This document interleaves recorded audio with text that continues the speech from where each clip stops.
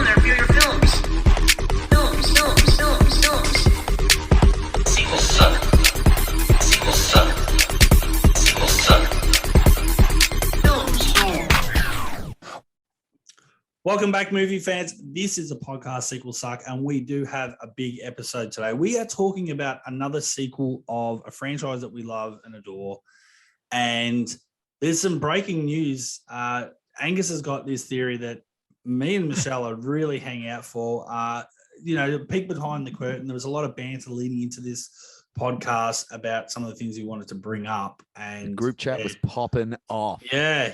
Out of any of the movies we've talked about. And yeah, I'm kind of on the edge of my seat because there's going to be, supposedly my socks are going to be blown off. And I will say at the top, I think this is a movie that definitely is controversial in a way now that we have a fifth movie and a sixth movie coming and possibly a seventh. This definitely movie feels definitely a seventh. Yeah, and an eighth maybe. Yeah, but this one feels like it's the weird kind of in between movie that maybe now shouldn't exist in a way, or is almost like the one you could almost leapfrog because it doesn't. Anyway, long story short, we are talking about Scre4m, and with me on the line we have Michelle and Angus. Michelle, how are you? Good. How are you? Fantastic. I'm waiting for this revelation. I know. Cut to the I'm chase. ready to be rocked. My world view to be totally changed and shifted. We better not be disappointed. We gotta get into the film before you I was can gonna fully say- appreciate it. Because you're not gonna I- fully appreciate it. I kind of feel like when Angus started talking this theory up that he had, I was kind of like, is this like the Americans finally admitting that UFOs and aliens exist or something? It's like, this is going to be huge. Yeah. It's gonna rock your Conspiracy. worlds. But I before we get into my revelation that I've uncovered, I want to backtrack to your intro there. Did you say that Scream 4 is a fucking movie that people could leapfrog if they wanted to? That it's somehow like the one that's wrong, or we don't need it now that there's a Scream 5 and a 6? No. What the hell are you talking about? No, that is not my interpretation. I feel like that's what I've started to read. When you start following Twitter a lot, when you look up Scream stuff, and I feel like if you're going to do a Stabathon or a Screamathon, you watch them all anyway. I would, but I can see how people think that 4 doesn't necessarily have all the connective tissue to the original trilogy and what they set up for the fifth movie.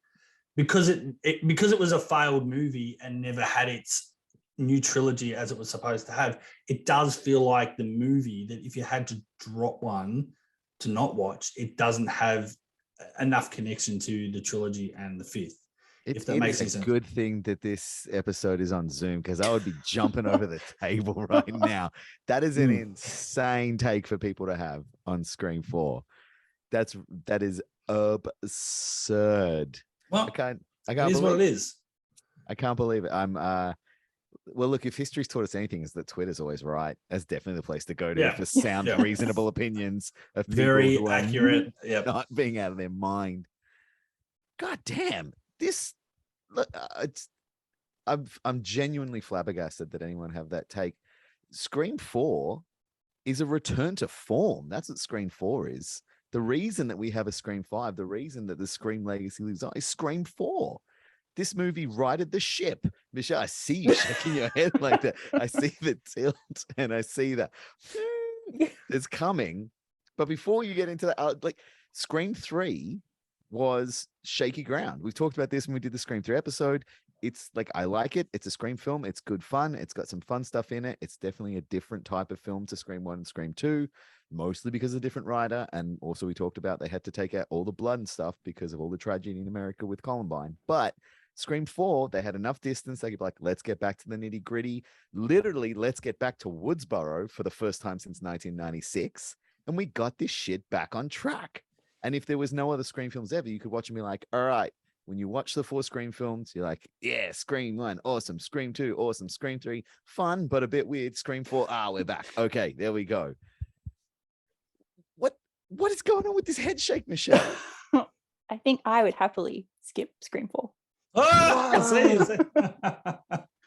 Are you It's not my telling me- favorite. But are you telling me you don't like it? I like it, but I don't love it. Why? I would- Why would you skip Scream 4? It's just not my favorite. It's just not as good. I As- watched it like last week and I was kind of bored. What? Oh my God. I'm shook. I'm genuinely shook that that would be your take, that you would be bored in Scream 4. I don't even think you like Scream movies. She's out. Take the headphones out. Well, I was going to say, and she's got a quote from the fourth movie on her shirt. So I Yeah. don't know what's going on. That she made herself, by the way. She didn't buy this in a shop. That's Besides the point, I like bits of it. I just don't love it overall. well, I'm genuinely I'm flabbergasted. What about Scream 4 don't you like? Like, what parts of it don't you enjoy? Well, as isn't a this Scream for good, bad, and ugly? Yeah, maybe. Oh God! I I- mean, this is Wow. a sticking point. Mm. All right. Well, let's yeah. start at the start. This, like I said, we're going back to Woodsboro. Scream 4 takes us back to Woodsboro. We've got all the gang back together again. Gail and Dewey are married. They're living in Woodsboro. Dewey's the sheriff. Sydney has written a book about her experiences. She's on a book tour. The first stop is back in Woodsboro. And then, bam, there's killings. We're back in the Scream film. Like, all right, we know Michelle's take cable. Like, when this film opens up, when you see the opening credits and this movie starts going, what's your vibe? What's your feeling? Oh, look, at the time, I really enjoyed it. I was just glad, like I said, back at Woodsboro. At the time, am I being ambushed? No. What's going on? No. But there's definitely parts of the movie that are on subsequent viewings I could do without, like that opening, the fake out. I think the first time was great, but I think once you've watched it that 2 or 3 times, I think it gets a bit tedious, and I'm not a super fan of the middle part with, like, don't get me wrong, I love Anna Paquin and Kristen Bell. I like them both, especially Kristen Bell, but for me, it's just like, it doesn't feel, it takes me out of the movie. It kind of looks like 2 celebrities that are doing a bit for the movie. And then when I've actually forgotten his actual name, but there's a guy called The Butcher that redoes edits of movies. And his version of Scream 4, I think, is a tighter, better version than what was theatrically shown and what we're used to seeing, apart from the music that was changed to acoustic that Michelle doesn't like. But that opening scene is trimmed right back, and the original Marnie and Jenny stuff is flipped back to what was originally shot. So I'm sort of used to that version. So while I still enjoy Scream 4, I'm a bit like Michelle. It's not one that I find as easy to put on and sit down and watch. And I know he's feeling really ambushed. I don't know. It's weird. I feel like the original trilogy feels a bit more homely, a bit more, it's like being with your friends. Whereas this one, I definitely, don't get me wrong, I really liked one of the killers. I liked the setup. I liked so much of this movie, but I feel like it does feel like it's the movie that's not really part of the whole universe, if that makes sense. I don't know. It's like a Star Wars movie that is not part of the episodes. It's like another movie. It's like enjoyable, but it's not one that you'll put on. They I don't swear even to God, reference it in Scream 5, do they? Like, there's That- no reference to Scream 4. That is not Scream 4's fault, don't you dare. That is a Scream 5 problem. And they do reference it. Judy Hicks is the friggin' Oh, sheriff. yeah, true. Mm. Besides that, though. And she's a They don't completely different reference Scream character from 3 Scream at 4 all. and Scream 5. Yes, they do. That's Scott because Foley's the writing on in Scream TV. 5 is not as good. Scott Foley was on TV in the hospital in that Dawson's Yeah, so the Creek killer episode. from Scream 3 is an actor in TV shows in Scream Yeah. 5. Hey, let's not worry about that friggin' thing. It's a Scream 4. So you're saying you don't like the opening in the theatrical version with the fake outs? You think that's tedious? No, yeah, I loved it the first time I saw it. Loved it to hell in the cinema, but I thought, maybe is it a bit too much? And then as It's I've watched convoluted. and it is so very convoluted. Yeah, I think it is. It's kind of like the conversation that Marnie and Jenny have after it all happens, and then it's like, well, Marnie's expressing what us as fans are like, hang on, but if that's the start of this movie and that's the start of Stab 6 and that makes it 7, how does that make sense? And then Stab 5 was about time travel and that was the worst movie. Like, it's a little bit over the top, and I was kind of like, oh, I think the first opening was really good. With I don't even know where they're from. I'm sure it's like Pretty Little Lies. Pretty Little Lies and 90210. Yeah. Those girls, I like that. And I didn't think they needed the Anna Paquin and Kristen Bell stuff. I think Okay. the two other, yes. Let me put this idea to you then. Yeah. So the first time you saw it, you loved it.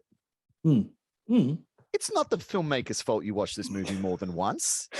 I know, but the next time you watch, you know who the killers are. So it's not like I didn't enjoy it the second time because I knew it was Jill. And no. But the opening, you like it the first time. They've done their job well. No. But I think this is the thing. It's like We've got to get heated. This is a fourth movie, so we've got a comparison. I can easily watch Casey Becker get killed in the first movie a million times and never not like it. Same with Jada Pinkett in Scream 2 and Oma Epps and Roman in Scream 3. I have no issues with those deaths, and you well and truly have an emotional response to those and can watch it. But this one, for the fourth one, I just felt like it was just that one fake out too many. That I think the first one was really good, and that would have been the great one, was that they were watching that movie for that first one. They didn't need the Kristen Bell stuff. And then that's what the Butcher did when he redid this movie. He took that out, and that's playing in the background on the TV. And it's kind of like, oh, that feels better. Just gets into the movie quicker. I don't know if they needed that, but that's only a complete nitpick. You know who else they call the Butcher? Serial killers who make a fucking mess of things. That opening is great, right? And it's great because of the second. You said it like 5 times. Then this is the fourth film. This is the fourth time I'm watching a Scream film. If you're getting the same opening, you're immediately like, nah, shit, this again. Right? What makes it good is because you're watching it and you're like, all right, who are these people? Well, they're dead. And it's like, no, it's Stab. You're like, oh, that's pretty fun. Okay, now we're in the movie, and it's Anna Paquin and Kristen Bell. I didn't think that they were in it. When Kristen Bell stabs Anna Paquin in the stomach, like that's genuinely the first time you watch it, you're like, what the fuck am I watching? What just happened? What is that? And then you think it's fucking going in that direction, and it's super cool. And then it's another fake out, and they're watching again. And you're like, oh, this is fucking great. I have no idea what's going on. I'm being tricked. I'm being pulled left. I'm being pulled right. There's a lot of fun going on there, which is what I want from a Scream film. Scream movies are meant to be fun. I'm talking to you, Scream 5, but also like it hasn't been in the other 3 films. Like this is the 4th one. And they're talking about how convoluted sequels get, because Wes Craven is like, yeah, man, horror movies get fucking weird. Remember when Michael Myers got hooked in with the Druids for some fucking reason? Or when Jason just wasn't in the 5th Friday the 13th because they were just trying to come up with anything. And in 7, when there's a telekinetic girl and they just did Carrie meets Jason.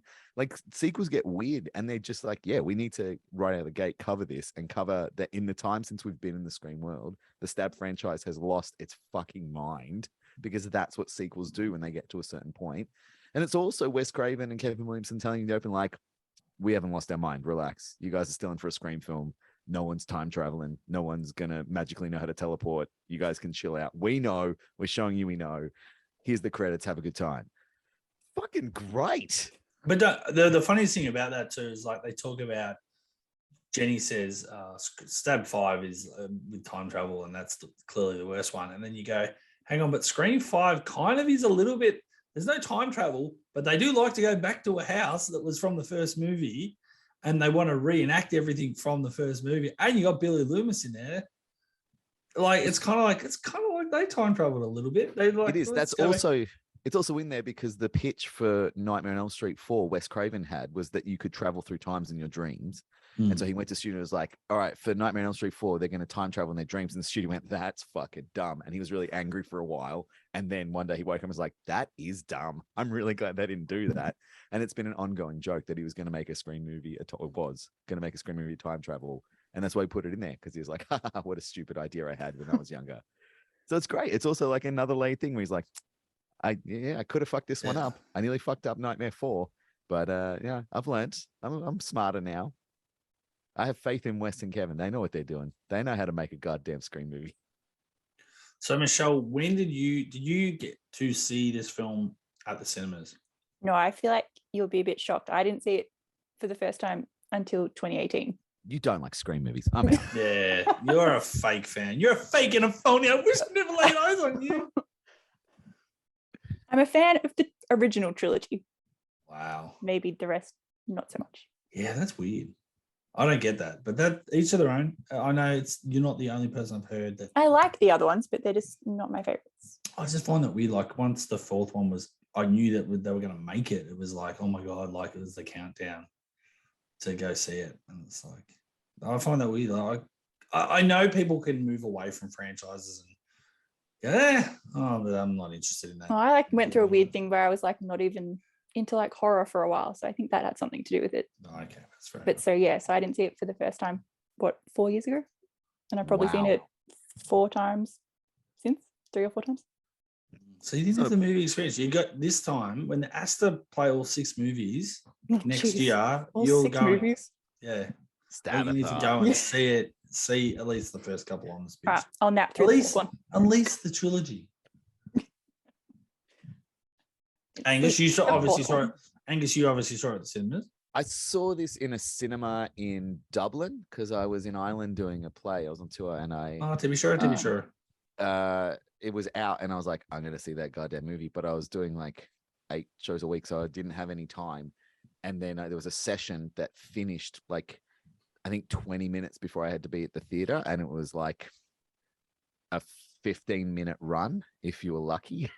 And I was like, fuck this, I'm going to do it. So I didn't tell the stage manager what I was doing. I just went and saw it and turned my phone off and was like, this is the fucking best. And then came out and like flicked it on and like, are you close? And I was like, kind of. And just fucking sprinted to the theater and like threw on my costume, just sweating and huffing. The other actor in the show was like, what is going on? I'm like, scream, I'll tell you later. And then just like went out on stage.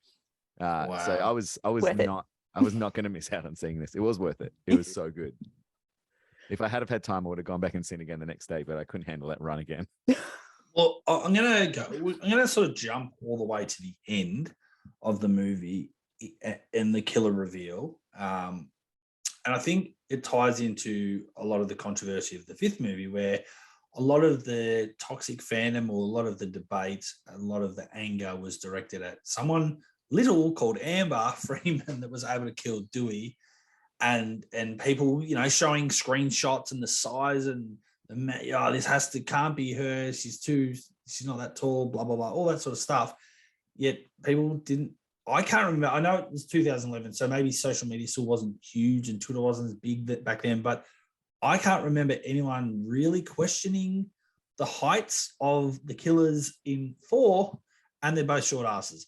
And the funny thing about that too is that was something Patrick Lucier said on our podcast quite a few months ago, almost a year ago, Angus, that he thought it was a little bit comical at the time when he sort of saw that those 2 people were chosen to be the killers, yet the killer normally is the 6'1" type, decent sized person. Yeah, big issue, or is this going to just tie into your big theory? Do you want to drop on us now?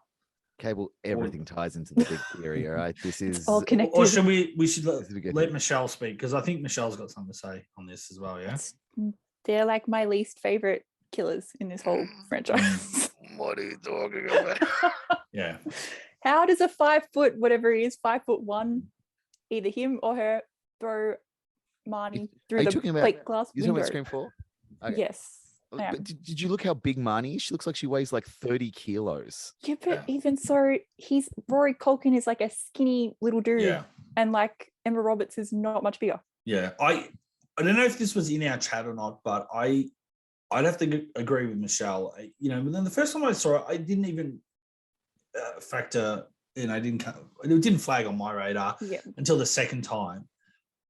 But I guess that's when, more and more people like your Zach Cherries of the world that go and analyze the film and work out who did each kill and all that, which is still very subjective anyway. But, you can kind of work out who was where and who could have done the kill. I would believe that Emma Roberts was more of the mastermind and making the phone calls and all that sort of stuff. And Psycho, and that she could have someone like Charlie that would be the little lapdog that would do all the heavy lifting.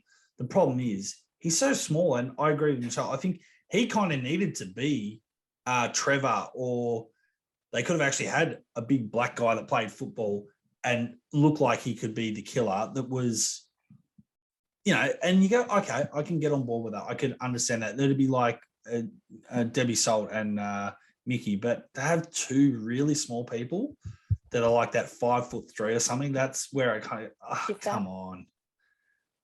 And he throws Olivia across the room too at one point. You go, I don't. Yeah, anyway, it's one of those things. I think there's not the controversy around it because they didn't kill Dewey, Mm. and B, they didn't lift anyone off the frigging ground with a knife. Which doesn't even happen if you watch it again. I could watch it again. Or I could watch Scream that would 4. require you to watch it again. Yes. But also like the people they're killing are weaker and smaller for the most part. Like most of the victims in this movie are pretty damn small and skinny. Also, like mothers lift cars off their babies. Like when you're in a rage zone, when you're like psyched up, you can do some crazy stuff. Like some crazy It's stuff. full of endorphins. Yeah, like the adrenaline kicks in and you can do something wild. And when you're teenagers who are full of hormones anyway, and then you're like, I'm going to kill someone and you do it, like your body's like, oh, no. And then it's not that hard to like stab Alison Brie because she's like 5'5" as well and weighs like 60 kilos. Like, Yeah. Also, Alison, well, yeah, she doesn't put her hands up or do anything. She's kind of stands there and gets stabbed. It's pretty fucking easy to kill her. Yeah. And I guess very small, just throw her stands off there, the roof. stabbed real easy. I guess that's you Trevor made is a tied up, can't run away, gets shot in the dick real easy. Like none of these kills are hard to explain away. Like yes, they throw Olivia, but they're also in the midst of like gutting her. She's not putting up much of a fight. She's lost a lot of blood. Is that your theory, or we haven't leapt into your theory? Yeah, my theory is it's easy to kill people in Scream 4 because they only kill skinny people. This is a fat phobic movie. That's my theory. Well, I'm glad you brought it up because when you think about some of the people that are killed and how they're killed, they don't all necessarily use or need brute strength. No, I agree with you. I think when you're probably fired up and you're that psychotic, your adrenaline's pumping, and you could almost be, it would be like you're on speed anyway, or on ice. You'd be just absolutely going crazy anyway. So, yeah, I mean, I guess that's somewhat believable. You're right, but yeah, she got thrown pretty hard through that door though. Marnie, Who, yeah, which it one? was Marnie at the start. Yeah. Yeah, but she's a dead body though. Like, yeah. Yeah. But I he's, agree with like, Angus too. super small. I can't imagine her being that heavy, like 52 kilos max. Like, yeah, like Right. most of the kills, the people are standing and just get stabbed, and that's it. Like even like Gail is probably the strongest person, and they can't kill Gail. They stab her in the shoulder, and she's like fuck off and kicks them, and gets away. Whereas everyone else, like Rebecca, is standing there and just gets stabbed. Kirby standing there gets stabbed. Robbie is standing there, just gets stabbed. Trevor's tied up and gets true. shot. Like there's a lot of really easy kills in this one where it's kind of like, oh, is that it? Oh, all right. Just but you're dead. but even to play devil's advocate on the Marnie one too. I mean, theoretically, there could have been two killers throwing her through the window. Then, Yeah, true. I mean, we don't really we see the one killer, but we don't really see the body getting thrown by Ghostface to a point. It's all right. Good point. But you're right. I think it's a little bit. Why couldn't they? Not good killers, in my Yeah, opinion. no. Well, see, this is where I disagree, but I'm probably with Angus too. I think Jill's one of the underrated killers. I think Charlie's a bit like, he's just the movie nerd that's just a bit psychotic and just wants to, have his fame. Why don't you like them as killers, Michelle? Oh, I don't know. It was just like a repeat almost of Scream 1, like when they explain their whole motive at the end. And they just weren't good. I don't even have a reason. I just didn't like them. They have great reasons. They have like better reasons than Mickey. What's Mickey's fucking reason? Hey, he's gonna blame the movies. Yeah, Mickey's plan is I'm gonna kill all my friends so that I can get caught and go on trial. Like, well, then isn't this kind of the same? She just wants to be caught. no, she doesn't want to get become, caught. Oh, She no, doesn't true. get caught. She wants to become Sydney so she can have a fun because she's Fame, yeah. grown up in Sydney's shadow her whole life, and it's warped her brain that she needs to be famous. But she has this stupid famous cousin, and she'll never be more famous than her because none of this Surely stuff there's happened to her. So better she'll ways make it happen. To become famous than killing your mother and boyfriends. Surely there's Well, better. not if you're trying to recreate. Like she says, don't you understand? This isn't about killing you. This is about becoming you. Like she tells us straight out, to become her, what has to happen? Your mum has to die. Your True. friends and your boyfriend all have to be murdered around you. and you have to be the sole survivor so that you can go on. Can And FYI, out of all the freaking killers in all the movies, hers is the plan that works. Like, Yeah, if Sydney true. died, her plan works. She's instantly famous. Everybody loves her.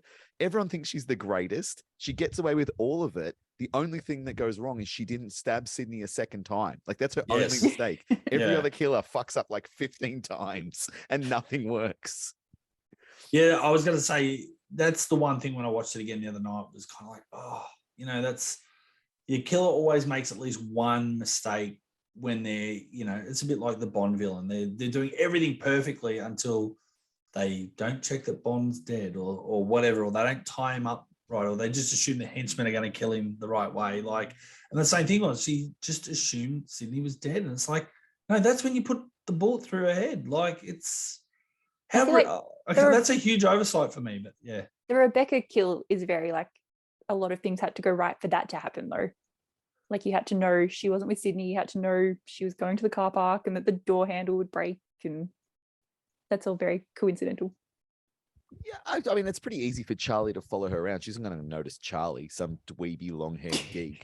And also, you can just rig the door. Like, you know, at some point she's going to the car park because you checked and her car's there. So, like, well, she has to come back to the car eventually. But also, if you start pulling that thread, like every horror movie ever, it's going to be like pretty convenient. Like, how did they know that that guy was going to get out of the shower at that exact moment that they burst through the door? Like, True.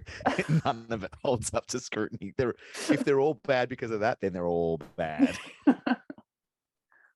Maybe I need I to think watch this movie then. again on reflection too that you know, Jill, I rate Jill so much more because I think at the time her motive for me already stacked up, but I think it's so much more relative today, even more so. Like, they don't obviously can't mention TikTok because it wasn't a thing back then, but it is so much. She goes, I don't need friends, I just need followers, and it's like, or I need fans. And it's like Fans, yeah. it's crazy to think how sort of accurate that is in this day and age. Like, you think about some of the things that we see on TV now, like to become famous. Like, if you're a serial killer, there's a Netflix documentary about you, or if you're a comedian, there's a Netflix, you know. Netflix is doing a real life Squid Game because people like Oh, the fake version. yeah. Are like, oh, hey, let's do a real Squid Game because we learnt nothing from the show, and people will do it because they want to be on television, and they don't care if we put them through horror. Like, yeah, I think Scream4 like nailed it in terms of a larger social commentary. It's like the slickest attempt at that. I mean, it's the only really attempt at that since the first one. The other two are like, let's just kill some shit. Whereas this one's like, no, let's have a point, and it's a pretty accurate point that has held up. But also, I think the killers are pretty believable. Like, I believe that Jill has been sitting there stewing and just fucking hating on Sydney since, you know, Facebook became a thing. It's like, why not me? And I believe that Charlie's like so twisted into horror movies that it would take the tiniest push from a pretty girl being like, hey, if you do this, I'll fuck you. And be like, yes, I will do this. And that's all. Like, at the end when he kisses her, you can see she doesn't like it. But he's like, yeah, this time I get the girls. Like, that's exactly how she got him to do it. Roman allegedly helped Billy and Stu back in '96, and then Allegedly just did fucking nothing until he somehow got a job on the Stab movie. Like, that's insane. That's an insane thing. So I think that these ones are really believable killers. Like, there's only an estimated 97 active serial killers in the UK, and Mrs. Loomis just happened to find Mickey, who just happened to go to college. Like, come on, man. These two, No, but I believe teenagers would do that. No, but she puts him into college, but yeah, she does. Yes, I was going to pick you up on that. So in this movie, we get introduced to someone that does get to survive and follow into the fifth movie, and that is Marley Shelton, who plays Judy, or Sheriff Judy, or she's actually deputy at the moment in this film. And I wonder, I always thought she was the flirt and kind of trying, she wanted to be with Dewey, and I don't know, is that how everyone else takes it? I took it as like she was a bit weird and essentially like wanted, I don't know if she wanted to root him, but like she wanted to be his favorite person. Like she wanted to the lemon squares and all. She that wanted to sort of live stuff. up to like what she believed to be the legacy of a great man, and she idolized him. And I don't know if that is sexual, but it is like obsessive. I think that she's like, Sheriff Dewey Riley is the fucking greatest, and I'm gonna be next to him and do everything that he wants me to do and make him proud at every moment of every day. But she's super creepy. Like in that Mm. when she's upstairs, Mm. like in the That's a dark, great and like she scene. never walks into the light, and she's like, "Oh, don't you remember me?" Like she's super weird. And I know she was meant to be like the red herring, but she just plays it really creepy. It's a really good red herring though, because I immediately thought, I'm like, oh, there's sort of a red herring, but I'm like, I reckon she's a bit nuts. Like if she's like, remember me? I was like one of the little lost boys in that production. And you were. I was like, and like you said, like she's just standing there in the shadow and like just Yeah. slowly slinks out. Like that's weird. She got good crazy eye. Yeah. She also only got cast 6 days out. That was Lake Bell's Mm. role. And right up until 6 days out, and then Lake Bell said scheduling conflicts, which could mean 1,000 things. But then she was out, and so they last second grabbed Marley Shelton, got her in. I think she did a 99% great job. We'll get to that 1% later on, but yeah, I think she did like a 99% great job as being a comedy character for the most part, who is also still believable as a potential killer. Like that's a hard line to walk. And then they Not- kind of ruined her in Scream 5 by like changing her personality completely. Shocked that they would ruin something from an earlier Scream film in Scream 5. I am stunned. But yeah, I think she rocks. And like when with the new characters we're introduced to, obviously it's a Scream movie, everyone's a suspect, you know. So old and new, doesn't matter who. Everyone who's in there is someone that you're gonna be like, is it them? It could be them. And yeah, watching it through, like the whole time, I'm like, could be her.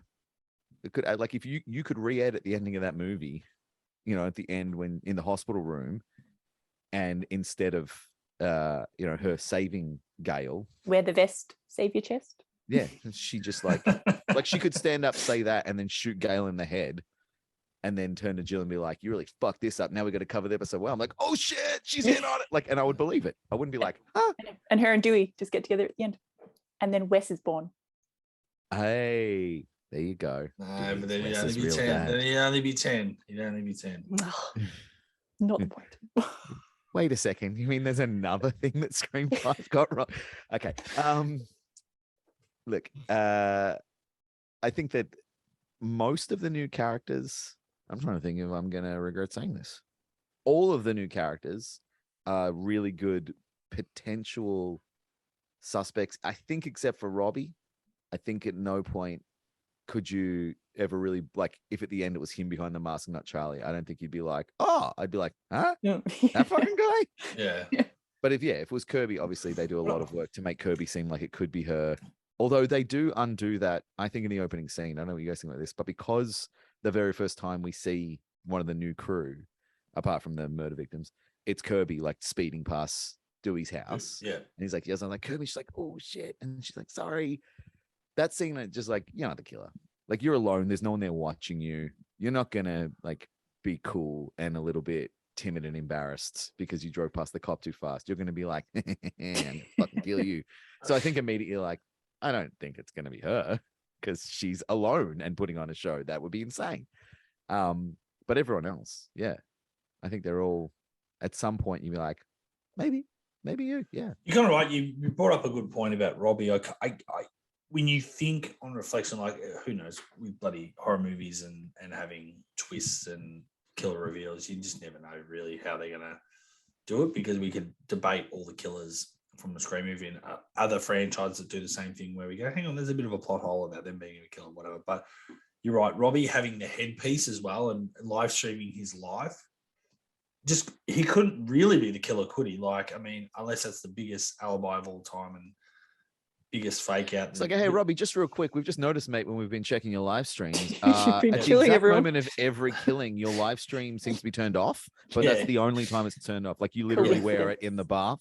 Yeah. But the exact time that Sidney Prescott's publicist was thrown off a roof, you were offline. Like, yeah. Yeah. I was taking Exactly. massive Bad- shits bad all those Wi-Fi. times, Yeah. guys. Yeah, just like it's coincided with my daily bowel movements, you know. Yeah, like that one really is. When you watch it a second time, you're like, it can't be him. There's no way. He's always. And he was is he though? well- Like, is his one little thing? No one ever talks about watching that fucking thing that he does.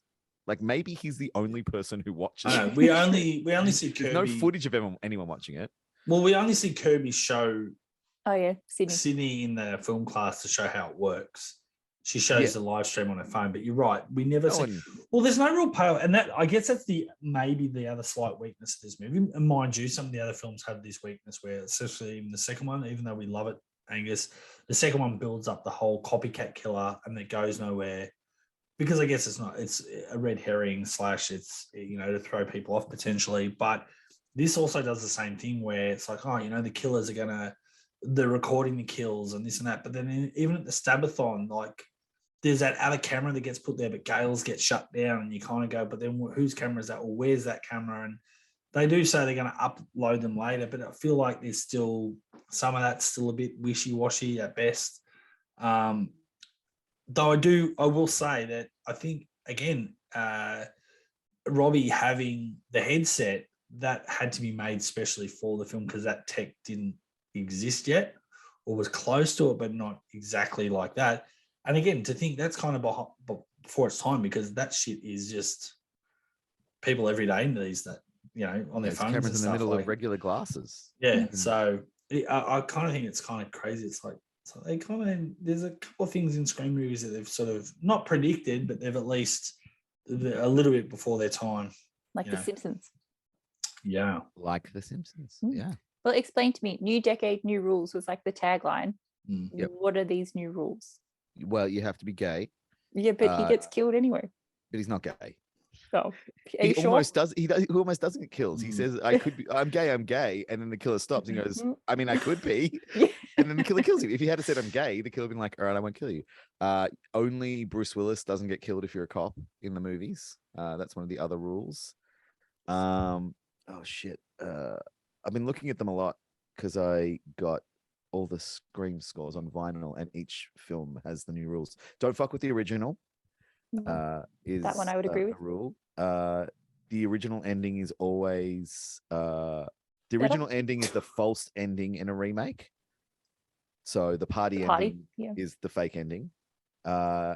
And I don't know if this is what they ever say in the film, but for some reason it's written down on this list. The killer is always right behind you, which kind of does happen in this movie. Like every time someone gets it, they're like, "Huh, there's nothing there," and then they turn around and then there's a killer there. It's like that's how they get them this time. It's like, we'll just be behind. They don't have eyes in the back of their head. We'll just walk behind them. Or when Robbie does have eyes in the back of his head, they go in front of him and fuck him up. Yeah, true. Pretty good. It's the filming of it to upload it later. There's a reason that happens. There's a reason that they film it, and they talk about it in the movie where they say like, "Yeah, we're going to upload it all later and make it look like Trevor." Yeah. That reason's bullshit. Yeah. Well, that's always. I feel like that's like one of those things. Is like, it's so easy to clone people's phones, and there's definitely things that happen in the Scream universe that we go, well, we kind of don't think about it too much, but if you're really analyzing it, that's probably not super realistic. But that was the other one. It's like, you say you're going to pin on Trevor, but there's still a lot that has to happen. And the timelines just don't work for me. And it's kind of like, that's a bit weird. Like they almost need to have Trevor sort of alive for a little bit longer and somehow upload the stuff, then maybe dump his body. I don't know. Well, they're not filming it to upload to Trevor. Is this all part of the theory? They're filming it because someone else is watching it. Like Saw? The same reason that Mickey is filming everything in Scream 2.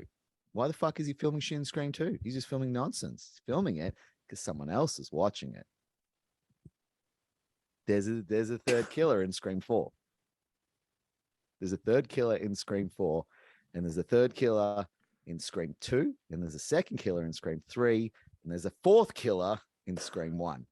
And Scream 4 is what made me understand this. And Scream 4 brings it all together beautifully because it tells us multiple times what's going on, and we don't fucking listen. And then it even, God help us, there's someone who's watching everything in Scream 5, and it's the same someone, and it's been the same someone all along, and it's been under your fucking noses, and everyone is not paying attention. because Michelle and Cable, there are certain rules to a horror film. And everyone keeps getting distracted by this bullshit Stu Marker is alive theory that is out of the. He got his fucking television on his head. He's dead. But you know who's not dead and who has never been dead? Randy fucking Meeks. Randy Meeks is the secret killer in every Scream movie. I have gone insane with the red fucking string on my wall, finding holes in this, and I can find That way your background's all blurry. zero. There's no holes in this theory. It's absolutely fucking true. I'm going to blow your minds wide open because you're not going to be able to fault this fucking fact, right? The whole time he's been orchestrating and doing it. Why has he been doing it? Why has Randy done it? Because he's in love with Sydney fucking Prescott. He's been in love with her from the start. He is obsessed with her. He tells us in number 2, I know all about obsession and pain. He's not talking about getting shot. He's talking about being in love with Sydney Prescott, something he doesn't actually try to hide in that moment either, because he's talking directly about Sydney, right? Think back to Scream number 1 for a second. He works in the video store. There's no internet to stream shit. If Stu and Billy come in and start renting a whole bunch of fucking horror movies, he's going to notice that. And he's probably going to bring it up at some point. He's like, hey, you guys like horror movies now? You've been watching a bunch of horror movies? And they'll be like, no, I don't know what you're talking about. No. He doesn't bring it up because he's renting them for them and he's teaching them how to be serial killers. He tells us the rules. He's the guy who knows everything. Think about who the fuck in a pre-internet era where it's very difficult to find information about movies would know that they use corn syrup for pig's blood and carry. Is it going to be Billy? Is he going to remember that fact? Or is it going to be Randy fucking Meeks, who is obsessed with horror movies and all other movies and has been his whole life and knows facts about shit? Who's going to be feeding all this information to Billy and Stu, who also is feeding information to Sydney Prescott about how to become a final girl because he doesn't want her to die. He's simultaneously teaching Randy and Stu how to kill in the background while in front of everyone teaching Sydney how to live because he's in love with her and he doesn't want her to die. Who does he want to die? Everyone else. He wants to take away everything that she has, so he is all that's left. We get told in number 1 it's him in the fucking garage when he comes out in the Scream costume because there's no way it could be the other guys at that point. It doesn't add up. There has to be someone else. It's him. And Tatum says, Randy? Because she knows it's fucking him. Is that you, Randy? And then later on, when he goes and tells Stu what he's done, Stu's pissed about it. So when they're running to the front door, fucking Stu tells us he killed Tatum. He killed Tatum. Then the door gets slammed in their face and Sydney says, fuck you both. Who did it?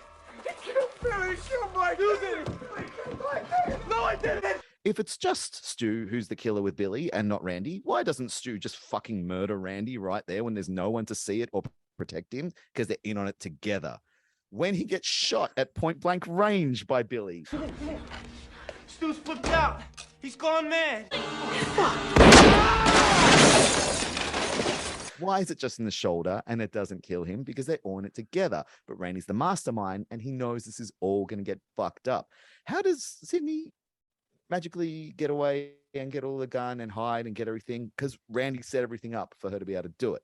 Then he thinks they're going to walk off into the sunset together hand in hand because they're the only people they've left. So they go to university together where he follows her. And what's the first thing she does? She falls in love with another fucking meathead jock. Eric. And so guess what? Randy decides it's time for a copycat. He's going to do it again to remind her, hey, who's there? Who's the survivor? Who's the one that helped you? But that doesn't work. It just drives her into Derek's arms more. And that is why they drop the copycat thing, because Randy realizes this isn't working. This isn't happening. We need to flip the script. I'm no longer going to try and win her. I'm now going to make her realize how fucking great I am. And I'm going to make her realize how miserable she's without me. I'm going to fake my death. You never see him get actually stabbed. You see the hand in the mirror of the truck, and then they open the door and he's got some blood on his face. But who's, I don't know, good at special effects? Maybe people who make movies like fucking Mickey. Now, this is where you could start to try and pull strings if you want and be like, yeah, but like he's dead and they know he's dead. And But he also takes the phone call too. He takes the phone call. Well, yeah, in a crowded space next to, who's he next to when he gets the phone? Well, it was a phone call for Gail where he grabs the phone. So it's like he can set that up. Yeah. Yeah, but he's in a crowded space. He can't suddenly be like, hey, man, yeah, they're walking over there. It's good. He's doing this whole show where he's screaming, fuck you. Fuck you! So people will notice, hey, there's this guy yelling so they can watch it. And then he goes into the van, he gets killed. So there's no suspicion, like, kind of disappeared for a second. There's like, no, he was walking around talking loudly on the phone, screaming, and then he got killed. So he couldn't have been him just running away. Right. Now, how does he get away with faking his death? Because everyone knows that he's dead, right? Real simple. Dewey tells us, I already made that phone call to his parents, Sid. Parents aren't around. They get a phone call, right? They're not there. Someone has to come and identify the body. That's the rules. A family member has to come and identify the body. A family member who you don't want anyone knowing about. A family member who's so fucking forgettable when they show up on screen, someone will say, I didn't even know Randy had a sister, because Martha Meeks is in on it as well. Martha Meeks ID'd the dead body, and then to help her parents out, arranged all the funeral plans because it was too painful, and then just buried fucking nothing in the ground so that crazy brother Randy could go and hide in the attic and continue to orchestrate this shit. Right? There's only an estimated 97 active serial killers in the entire unit. What's more likely, that they found each other, or that Randy, who's aware of Mrs. Loomis and who also knows Mickey, is like, hey guys, I'm going to put you two together here because I'm going to make you my little puppets. She knows too much. Mrs. Loomis knows too much about how Sydney kills her little boy. That's not information that's going to be made public. That's not information anyone's going to know, especially someone who wasn't in Woodsboro around at the time. She's been gone. How did she find out? Randy gets in touch, is like, hey, you know who fucking killed your son for real? Sydney Prescott. You should get vengeance on her. And that insane, I'm going to blame the movies thing, that's not something you just come up with on your own. That's something where you and a buddy drink some beers and it's like, you know what you should do? You should kill a bunch of people and you should blame on the movies. And they go, that's crazy. And they have a few more beers and they're like, you know what, that's not a bad idea. And it's like, you should talk to this lady. She's actually Billy's mom. Can you believe that? And like, oh, I got to talk to her. Bingo, bango, dunzo. And Sydney fucking lives. That's not part of the plan. He's not expecting Mrs. Loomis to go off script. He's not expecting things to go crazy there. He's not expecting Gail to live when he gets shot. So he bides his time and he waits for an opportunity for Sydney to come out of hiding so he can do it again. The evidence that most strongly supports this theory is the Scream 3 video. Why is there a video of Randy in Scream 3? It doesn't make any sense. Why does Martha show up at the exact moment that they need to see the video and then disappear, never to be seen again? Because Randy sent her. He has the video there so that he can just remind Sydney again how great I was and how sad you are that you missed me, because my job now is to fucking torment you. Told you I'd make a movie someday. Huh? Oh my god. Well, if you're watching this tape, it means, as I feared, I did not survive these killings here at Windsor College. And then she gets away again because Roman is terrible at his job. So what does he do? He goes and he finds someone who can finally do the job right. He goes and finds himself, which is why Charlie is just a Randy remake. He's like, no. And how does he convince him? He tells him, this time I'm going to let the geek get the girl. He gets two of them. He gets two of them. That is how Charlie and Jill can do such brutal kills, because Randy is fucking taller than Billy. And he's jacked as shit because all he's done for the past decade is hide out in Martha's house, just bench pressing shit and just rage bicep curling because he's going to kill everyone to get finally some vengeance here. And Jill is an easy one. He just goes to Jill and he's like, hey, let's get Sydney down here and kill him. She's like, I'm already 90% of the way there. How the fuck does Richie or Amber lift Dewey off the ground with a knife in their gut? They don't. It's fucking Randy, because he's so sick of Dewey saving her every goddamn time. He needs to take him out of the picture. He's done with this shit. He's just going to go and done, because he even gets told in the last one, it's an honor. He hears them say it's an honor when they're talking about meeting Gail and meeting Sydney, because he's watching Robbie's little fucking headset the whole time. The videos are for Randy. He wants to see it so he can live vicariously through all the shit, because he can't be in the open anymore because he's not allowed to, because he's meant to be dead. Randy Meeks is the killer in all these movies. And in Scream 7, when they finally are done with fucking around, they're going to reveal that the killer who's been there all along is Randy Meeks, with Martha helping him. Did you see Martha Meeks in Scream 5? That is a haggard, tired-looking woman. She looks like she's been through some shit. She never got attacked once. Why is she so haggard? Because she's been secretly hiding her insane psycho murderer brother in her house for all this time. Why is their lounge room just a shrine to him? Because he's like, you better make sure everyone remembers that I was cool and that I died, and you better. And also, In Scream 5, who are the two people who survive the massacre at the end who in no way should survive when they get attacked? His fucking niece and nephew. Why? Because they are not on the kill list. They're forbidden. That's why when they're both there bleeding, ready to be stabbed one more time and taken out, they're left to live because Randy and Martha are like, not the family, just everyone else. Randy Meeks. Cannot prove me wrong. Watch the movies again. Everything I've said holds up. Speechless. That was worth it. Yeah.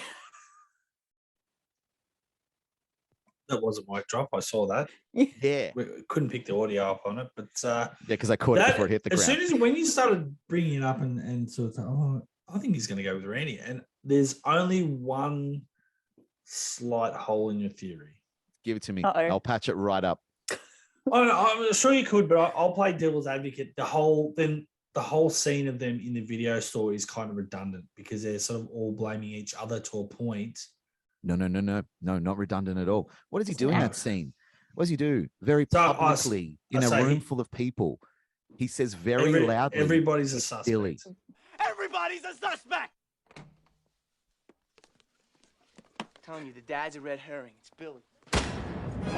Yeah, Everyone's a Billy's the suspect. He also killer. says it's Billy because his plan all along is to never get caught, to never be implicated, to make sure when this all goes down, people will true. never think it's Billy and Stu. Also, what does he do? Right out of the gate in Scream 2, he makes a really hard case that it's Derek to Dewey. He's almost like spitting with rage when he says it. He's And- real good and at that makes- putting the blame on other people when And if they're it in the makes room. you the suspect or whatever he says, if it makes me a You're a suspect, and they suspect, stop I'm a talking about suspect. it. Yeah. Because and he they move wants on. Dewey to immediately just drop it. Like, doesn't it ever seem weird to you when you watch Scream 2 how quickly Dewey drops that line of questioning? It's like, well, if I'm a suspect, you're a suspect. And Dewey's just like, Well, I'm not yeah. a suspect. Yeah.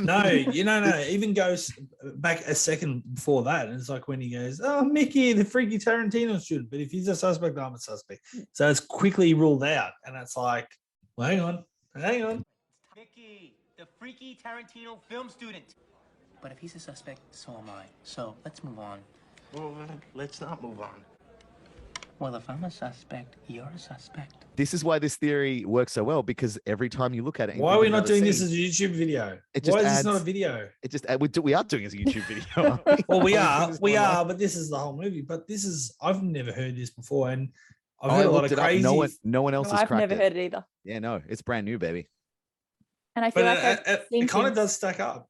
It stacks about- up in every movie. I feel like there's been things about the video in Scream 3 where people have said stuff like he couldn't look like that or he shouldn't be dressed like that or there was some sort of like weird thing. So Also, as we've discussed many times, both on this podcast and out of it, there's got to be a second killer in Scream 3. It doesn't make sense if there's not. Who's the perfect second killer in Scream 3? Angelina. Until she gets dead. Yeah. Is she dead? Well, okay. I think she's dead now because it's fucking Randy who's out there killing. And he's the smartest killer of all. He's like, I'm so sick of like people having It these would ma- monologues at the end. They're like, this is why I'm trying to kill you. And he's like, no, just fucking kill her. And that would make sense that he'd want to kill a Sydney wannabe. Yeah. He Mm. wants to kill. I mean, at the end of Scream, So he's the one working the fax machine for sure then. yeah, he's doing Yes. That all of makes, it. yeah. That makes sense. He's on the phone when someone couldn't possibly be on the phone. Like, think about it when in Scream 4, when he's like, I'm in the cupboard. Like, if she's in her room, she's gonna fucking hear him in the Yes, cupboard. Scream And it can't be 5. Jill, because In the Jill is hospital? in the other room. So it's got to be Charlie, and it can't be Charlie being that loud in there. And also, where's he putting the fucking phone? Because he's talking and then immediately out the door. There's no time to lift up his big dress that he's wearing and put it in his pocket. And he can't be holding it in his hand, and he can't leave it there. That's evidence. Someone else is making a call. Randy's making the call. Why? In every Scream movie, despite the franchise's signature being that every film has a different killer, does Ghostface's voice always sound the same? Why is it always the same voice? Even if it's little Jill or Amber or Mickey or anyone else, why is it always the same voice? It's always the same guy. Yeah, because Randy Meeks. that app didn't appear until Scream 4 and they wouldn't have had apps back in the 90s. Mhm. And when they do the app, when they do it like where you can see it, it doesn't sound the same. Mm. It doesn't sound right because it's Randy, baby. Have fun in the next week as you try and find holes in this, and you realize that the more you dig, the more it actually solidifies the No, theory. I just think That's where I've been. we just got to stop this episode and just do a whole Yeah. Randy's killer. Look, if So- either of you can be bothered doing the amount of fucking editing that's involved in doing a conspiracy theory reveal YouTube video, let's do it. But I Well, look at I those think we things, I'm need to- like, we need I to keep- couldn't be. I have the time. I just don't know if I have the skills. Wow, We're just gonna have to bleep this whole section of the podcast out. Yeah. Let's go. Yeah. Like I Edit watched this Scream one out. 4. This I is a think, whole on, separate like- video.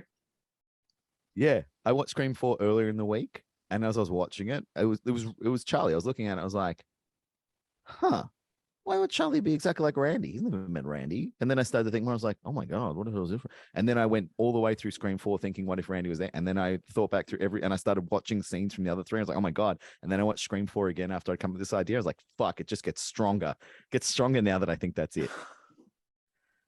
And that every time someone's like, how could that person kill that person? Like, because there's another guy and he's Well- like, he's huge. I've also seen rumors for Scream 6 that Chad's meant to be a killer. Randy's hey. nephew. Hey, if you can't trust anyone else, maybe it's time to keep it in the family. Maybe Martha has always said she won't help do the killing. She just help cover it up.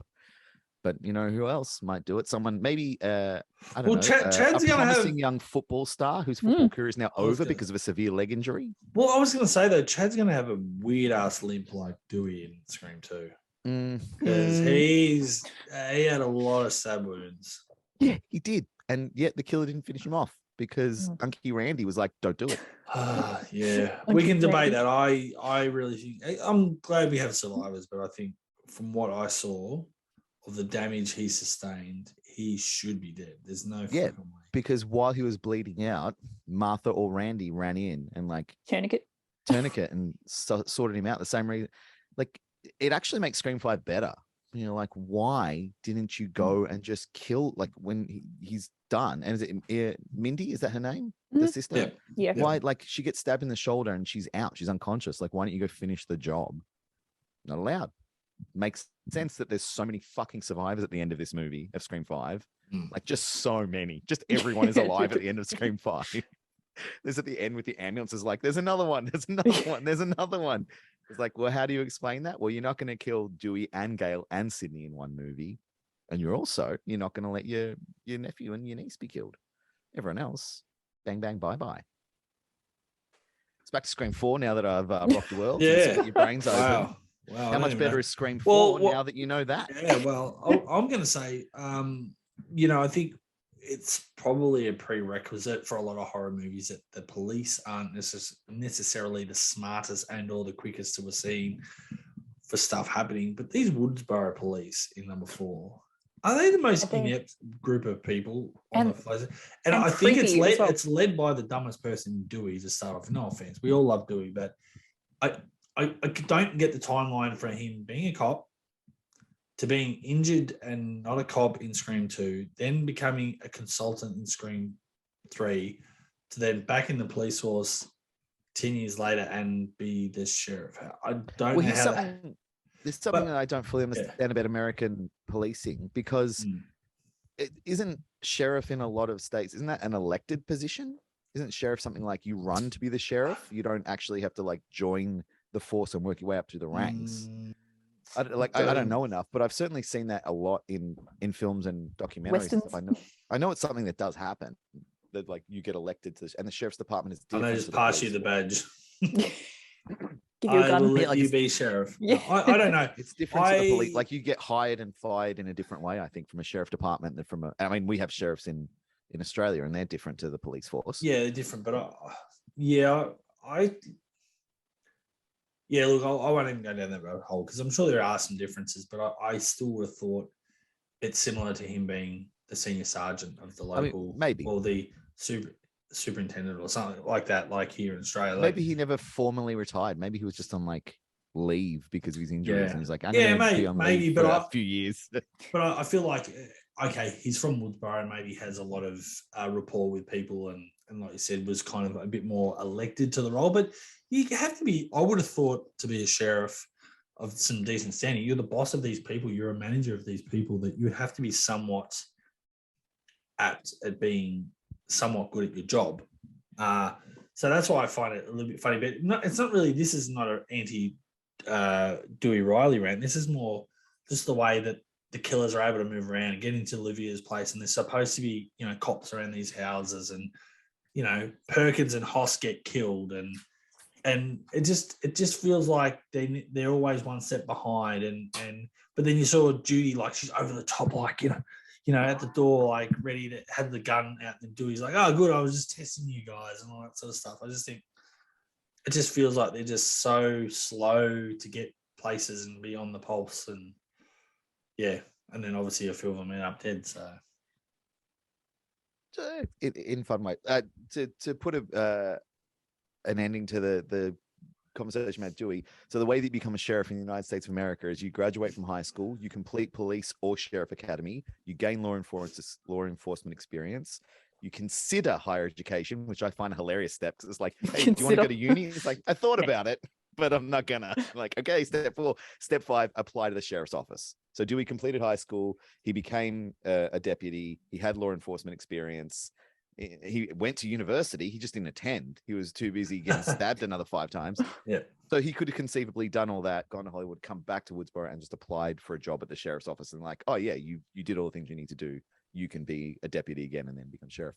The deputies in this film are hilarious, and I like them for a couple of reasons. One, they actually are out there doing cop shit, which you don't see heaps in Scream. In fact, there's barely cops in the Scream movies, and when they are there, they're like, what are you doing? So they're out there doing cop shit. Like they're out, you know, they get to the crime scene, like doing stuff like coming to the book signing. I mean, like we've traced a phone signal, and then they go and they spread out, and as soon as they find the body, they're like, all right, set up a perimeter, it's a crime scene, cover that kid's eyes, like get the fuck, like they actually do cop work. Hicks is over the top, but is like, she's on it, you know, like she shows us at the end, she saves Gail's life. She's wearing her bulletproof vest because she knows how to follow procedure. Like she's a weird, unsettling chick, but she's also a good cop. Perkins and Hoss, I think you gotta have Perkins and Hoss in this movie. Like I don't think it's as fun in a long way without them. I think they're a really good addition. I think Adam Brody and Anthony Anderson have great banter, and they talk about doing the cop stuff. They're like, we saw someone go down 2 houses down, and we went to have a look, and Hoss went the other way to circle around, and we met up. Like, we're sorry, we just missed him. This guy's like a ghost. So yeah, like that's a bit shit. But also, you're out in a suburban area with a bunch of backyards that you can easily hop in and out of. You got 2 cops, that's it. And this guy's just bouncing around and then in and out. Like, it's not inconceivable in any sense. They didn't sit in their car and not see anything. Like, they were out there actively pursuing the killer. What I want to, what is a bigger question for me? This is not a critique on necessarily those 2 characters either. It just, it feels like the movie kind of makes it sound like there's this whole perimeter, like plenty of cops to make sure this place is being observed, and no one can come in or out. And then, but then you practically got 2. Trevor's in the house. Yeah, it gets the in, and then it's like you've got 2 guys in the, you know, sitting out front, like just talking banter, and you kind of go, well, is that the most efficient way of doing things? And it's like perving on an underage girl when he says like, oh, I mean, wish she was my neighbor. The best thing it would be to have them inside the house, but I don't know if like necessarily, like Jill is already pissed off enough about being under house arrest. I don't know if like the mum is going to want cops sitting in her house. She'll be like, you can be out front. My daughter needs to like not be reminded that everyone in her life is being murdered. And they're doing regular perimeter walks, like save for literally sitting in the house. I'm not sure what else they could do. They're doing what they're supposed to do. They're following procedure. Like, your problem's with the system, man, not with these guys. No, that's what I'm saying. I think that the police organization, Woodsboro, seeing they've had these killings here before, I think is, or at least 15 years earlier, you know, and Dewey was there at the time. I think once it started and Sydney's in town and you think maybe something's going to happen, I think it's once or 2, you know, Marnie and Jenny are killed. Like, I think at some point you go, okay, well, this is a red flag. We either don't put her in that house, we put her in some high-rise sort of apartment away from everyone. So I don't know, like, look, it's a horror movie. Like, we've got to. I think they're some of the most capable cops, like in horror movies. In a lot of, like, they explain a lot of what they're doing. They show like a lot of them being police, and I friggin' love when they're having their conversation about being cops, you know, on watch, and how in movies you know, when cops are on watch, they always die. Get killed. And all the ways that they get killed and all the things they're not supposed to say. And it's oddly believable. Like for one of the more silly scenes in the movie, it's oddly believable. Like, yeah, if like two cops were just on duty, sitting there at night, trying to pass the time while they're just watching this house and, you know, every half an hour doing a perimeter check, and you're watching someone who's under threat because someone is killing people, like those stab movies that you've seen, you start to be like, oh shit. And you start to have that conversation. I think the more pressing question is why on a dark street when there's absolutely no need for it, is the killer running around in the Ghostface costume so the cops can see them? Like they said, we saw the killer go behind a house 2 houses down. Like, how do they know it was a killer? He must have been wearing the Ghostface stuff. That's fucking nuts. But to that point, why do any of the killers wear the Ghostface outfits in any of the killings? Because it's usually one person they're killing and there's no one around. It would be so much easier to kill them without the mask, as we see in the beginning of Scream 4, when it's super easy for Kristen Bell to stab Anna Paquin in the stomach and kill her because she doesn't have a Ghostface costume on. You know why someone would wear a Ghostface costume to do all the killings? If there was a mastermind behind the scenes who was like, you need to dress like Ghostface because I'm still crazy about movies and I'm going to make this movie, but just for me. And you got to film it so I can watch it later because this is the movie that I'm creating, like Randy is doing for everyone. It makes the movies better. It makes all of them better because like, oh yeah, that is why they would wear the Ghostface costume for absolutely no reason, because the mastermind wants to watch it later and enjoy it. I dropped the mic again, but I don't want to pick it up. I know it's stupid. And a lot of people hate it. I love Perkins's death. Gets stabbed. That's a great one. Daggers around and then fuck Bruce Willis and dies. That's fucking great. I love it. More of that. So much fun. That's a good one because that's the first time I saw it. Like, is that even possible? But then it's like, that it actually is. Yeah. And Michael Myers pushes his thumb into someone's forehead. Anything's possible. True. No, but I believe that was someone that actually survived, maybe having accidentally got stabbed. Yeah, they got a shard of glass or something similar, like pretty much in that way. And I mean, a skull's not that thick. Yeah. Yeah, so it can go through as long as it doesn't do like you don't lose all the blood and then obviously hits part of the brain that can affect stuff. You can actually survive it. So I believe someone actually did. Someone before that movie came out, that there was a story of someone surviving and being able to at least walk and do some stuff. So when Perkins does that, it's quite, while some people might think it's unbelievable, it's actually possible that it can happen, that he would be blinded and kind of go, what the hell's going on? And his brain's sort of playing tricks on him a bit, but he could still conceivably survive a bit until he potentially bleeds out. But I also like that his name in the script is Anthony Perkins, but they never outright say it in the movie because they're like, that would be too on the nose. This is just for us. This is just a fun little thing. Yeah, I wonder if some of the names, we just got so used to it in the meta that maybe it's too much having the names relate back to other horror movies and stuff like that. I don't know if I like it anymore, but that's not having got Scream 4 either. But I mean, I'm pretty sure, at least in my world, Hicks is named after Hicks in Alien. Yeah. Well, that's cool. Yeah. I think it's got to be the case. I don't know about Hoss. Hoss is just what they call people in Westerns. Actually, something I had heard recently that I hadn't really sort of thought too in depth, but the character of Marnie, as soon as I heard that name, I just assumed Alfred Hitchcock's Marnie, and seeing that Kevin Williamson was back in the business. But the one thing I'd heard was someone recently was arguing that Marnie was actually named after Nev Campbell's mum, her name is Marnie. And I was kind of like, oh, maybe that would be a fun tribute, maybe. But then I was like, oh, well, maybe it's a double thing, because I feel like Kevin would have gone, well, yeah, Marnie's a cool name because that's also a Hitchcock film. I don't know. But yeah, there's definitely some names in there that sometimes I'm like, oh, like I like Anthony Perkins. It's a cool throwback to Psycho, but it's kind of like, when the audience is so aware of that stuff now, then it's not as fun anymore necessarily, because you're almost like, as soon as you hear the name, you're running through all the movies, the horror movies in your head. And I hope in Scream 6 there's a character whose name is Billy Loomis, and every time he gets introduced, he's like, we're not related. I just like Billy Loomis is like, not. I'm William Lewis. Loomis. That'd be fun. That'd be fun for them to just be like, hey, we're literally like struggling here, guys. So we're just gonna name another guy Billy Loomis in this universe. We're just gonna go for it. Well, I guess unless we've got anything else we really want to in depth talk about. Actually, no. What did you guys think of? So the first time I saw this movie, I didn't even consider that they didn't shoot in Santa Rosa or wherever they shot the first movie too much. I didn't even think about it. But Michigan, where they shot, obviously is a different location, but they dressed it up enough and they shot at certain angles. I would have believed that was Woodsboro. I think it was a good stand-in. I mean, were you fooled before doing any research, Angus? Or because even the high school, obviously that's a facade they put on for that high school to make it look like Woodsboro High, but it's not. But yeah, I really like. I thought the location works as well, and it was a very good stand-in Woodsboro for me. This is the first time I've heard it wasn't shot in the same location. I completely believed it. I never for a second was like, this isn't the same Woodsboro. I thought it was. I'm very surprised it's not. Definitely close enough. It would have been good if they could have used the same high school, but that's all that bothers me.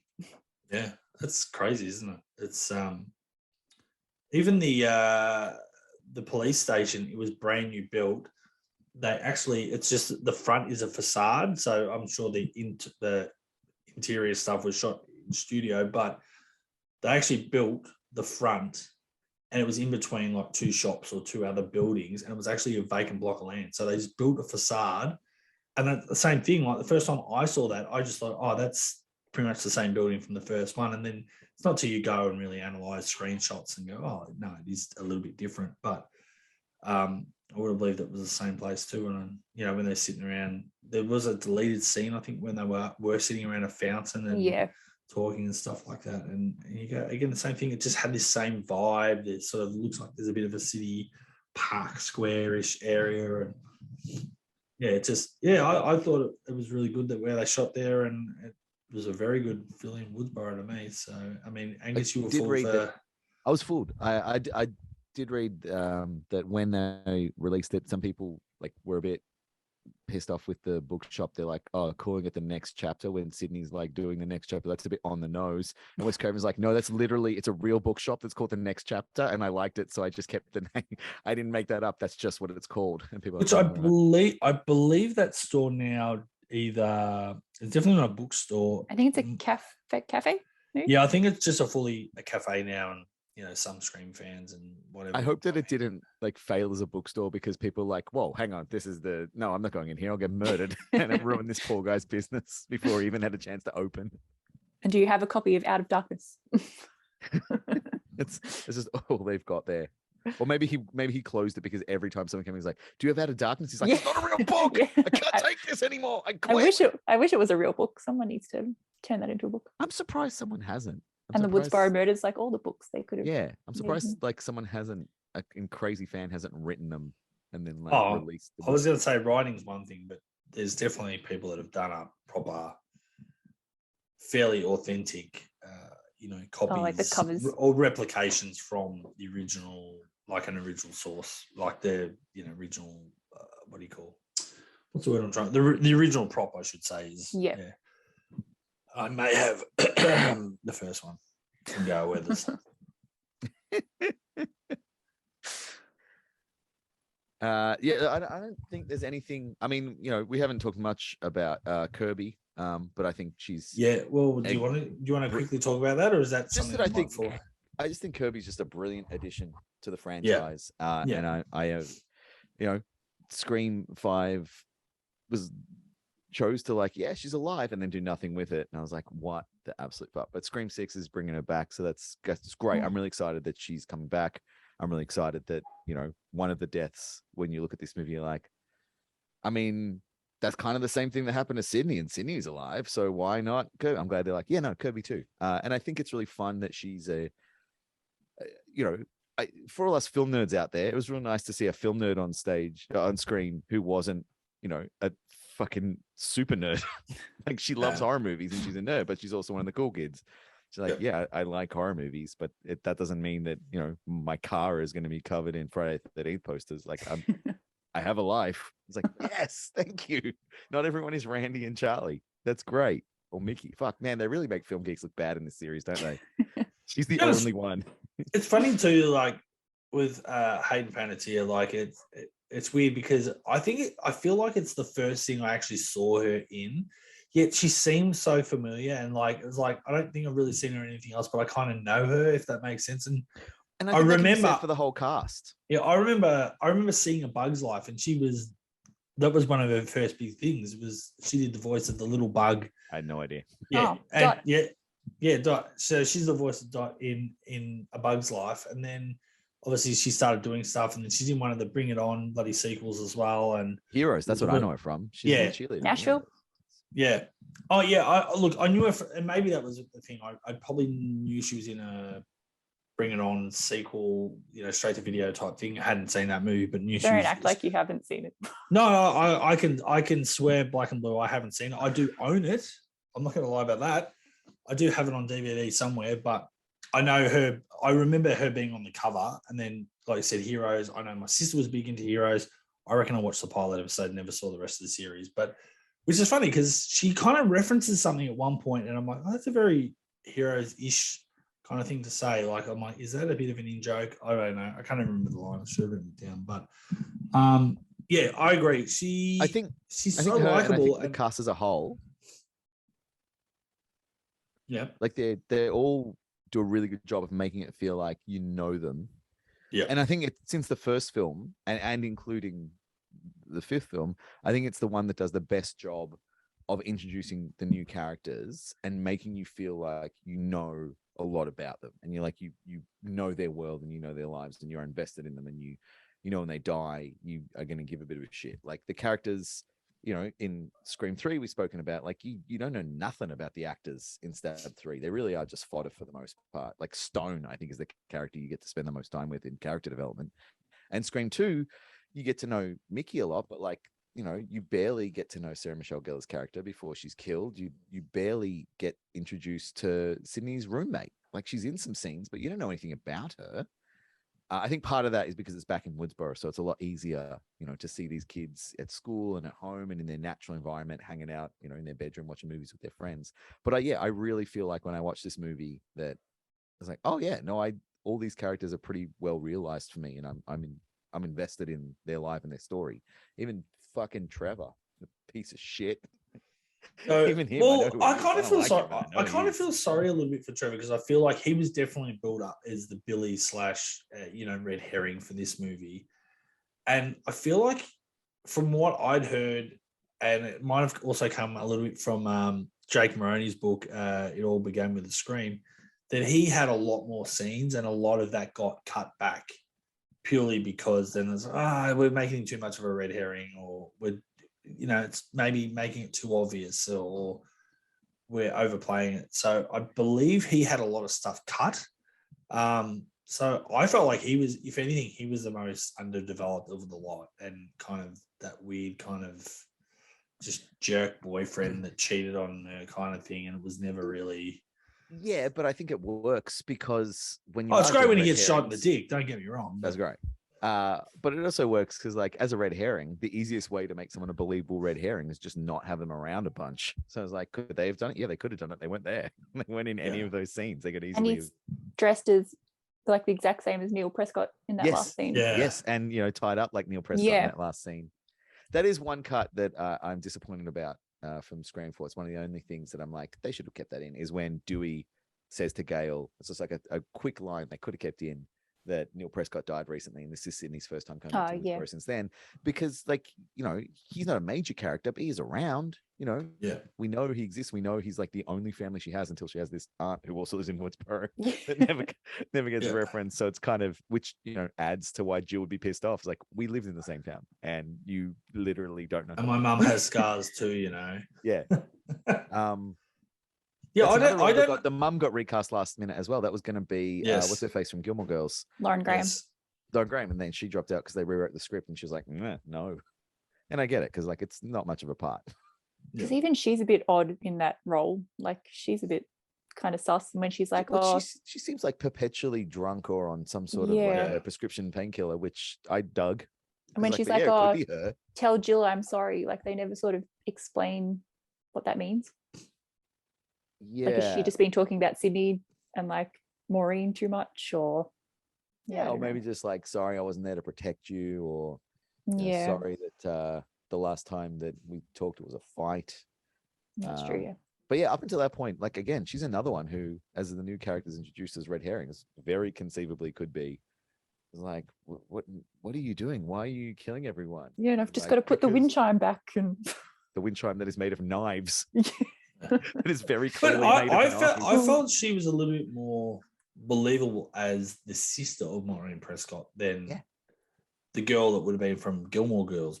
Yes. Even though she might be the better actress, Hmm. I think she just seems a bit younger to be, you know, maybe old enough to be Jill's mum potentially, but too young potentially to be Maureen's sister. I don't know. I felt like Mary McDowell. Is it Mary McDonald? McDowell? Mary?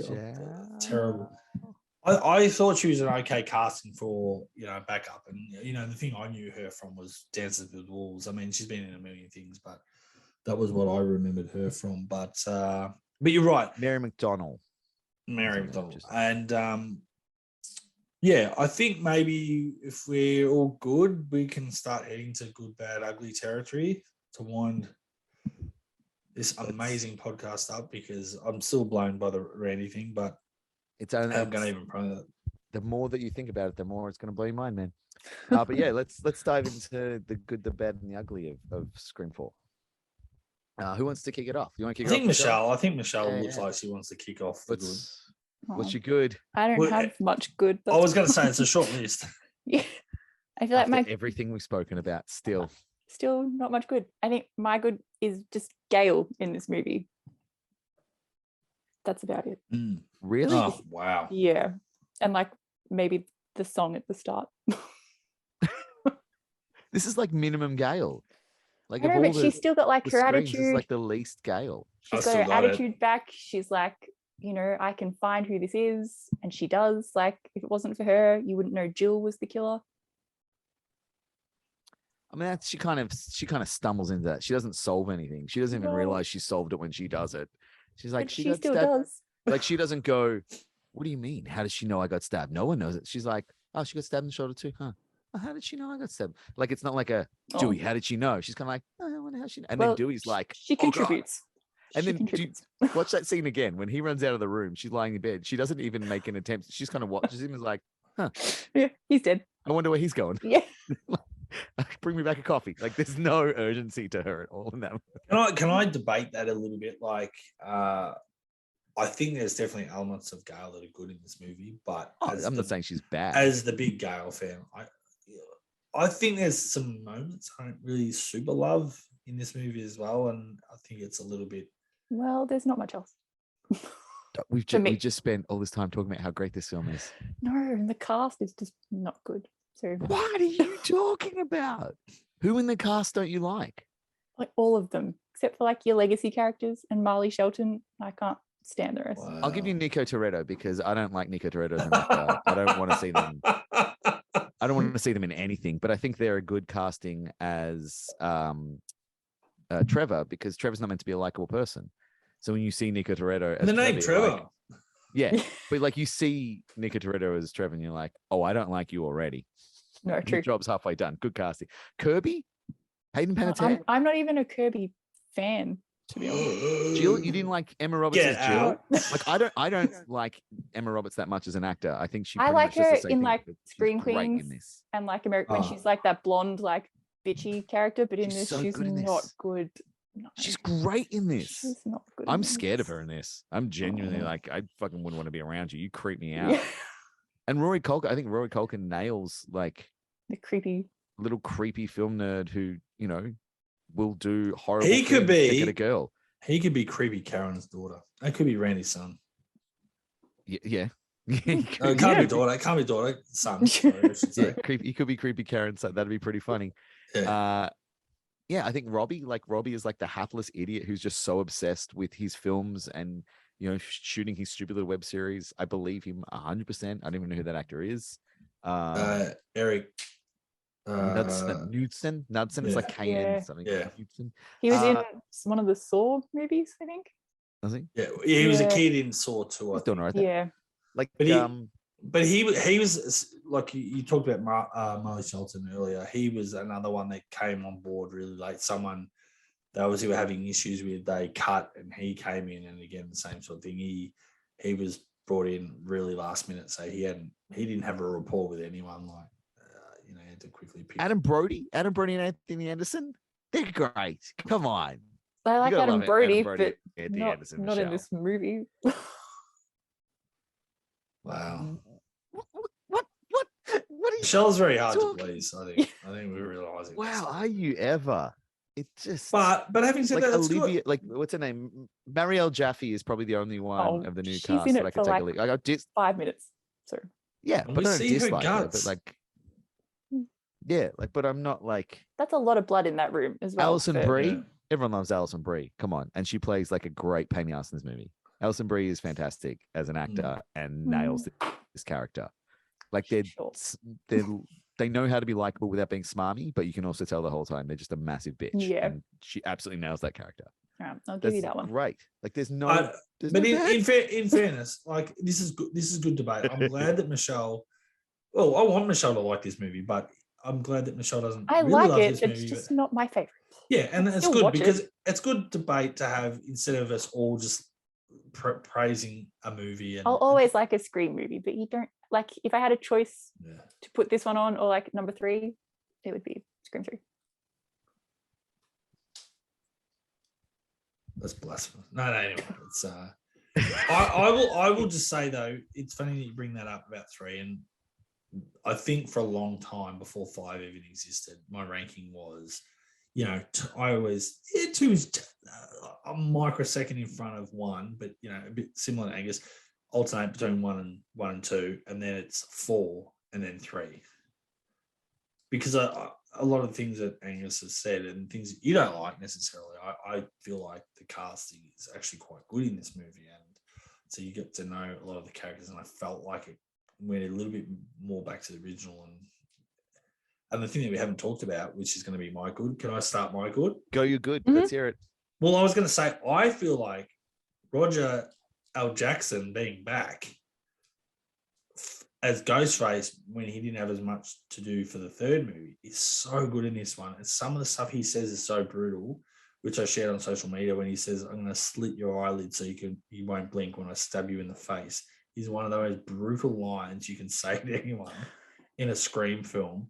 A lot of that stuff's just so much. It's just like, it's like Wes just said, mate, this might be the last time we do this. Just go fucking full out, like just be as brutal as it. And I don't know if it's true, but I feel like Roger may have even ad-libbed that line. Like I'm sure they would have said, oh, well, you got to say something like this, and this, and then just throw out a few. And I don't know how true that is. Maybe that's fan fiction in my head, but I could have sworn I'd read somewhere or someone had said that line he'd actually come up with himself.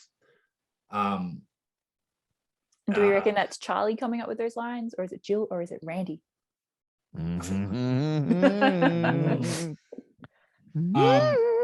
But yeah, like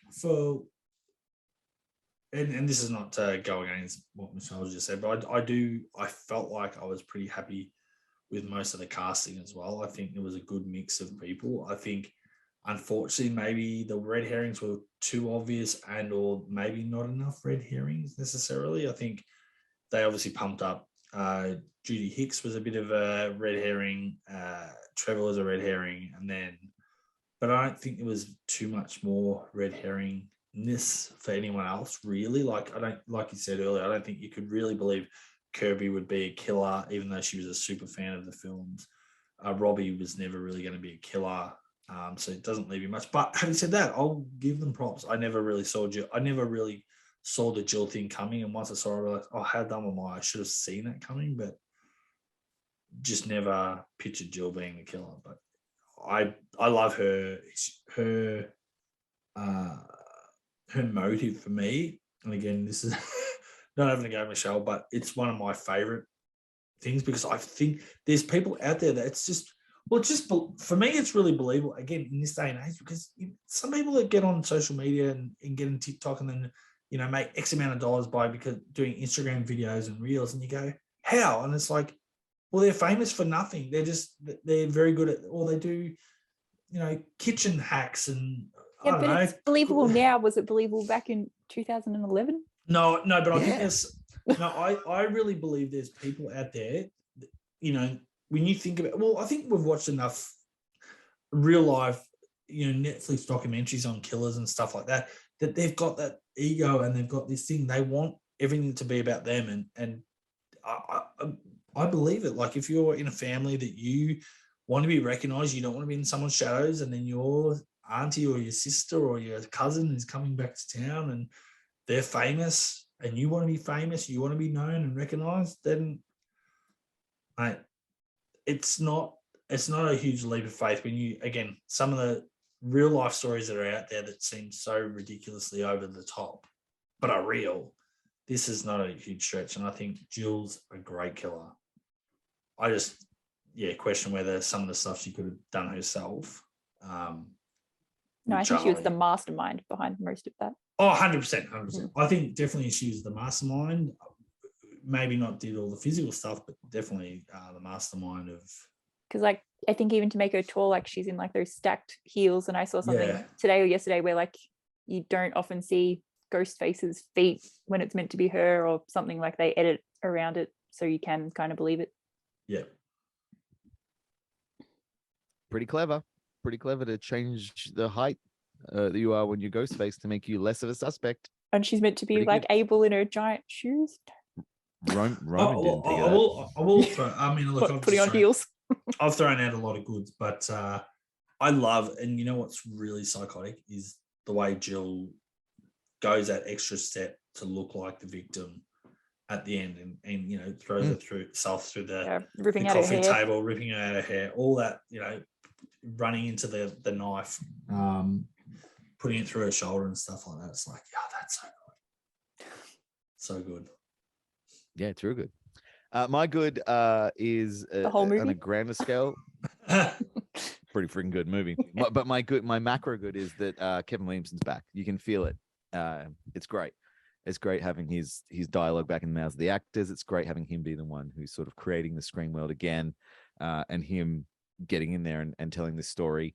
And it's great that he's taking us back to essentially the first one with a lot of what he's doing there. We're going back to Woodsboro. We're revisiting a lot of things, and he's smart enough to find ways to reference that without straight out trying to do the exact same thing in the exact same house that Stu Marker lived in, because for some reason living in a house makes you want to kill people. I don't know why I thought of that. That's maybe there must be some other movie that someone did that. I feel like we need to go back and redo that episode.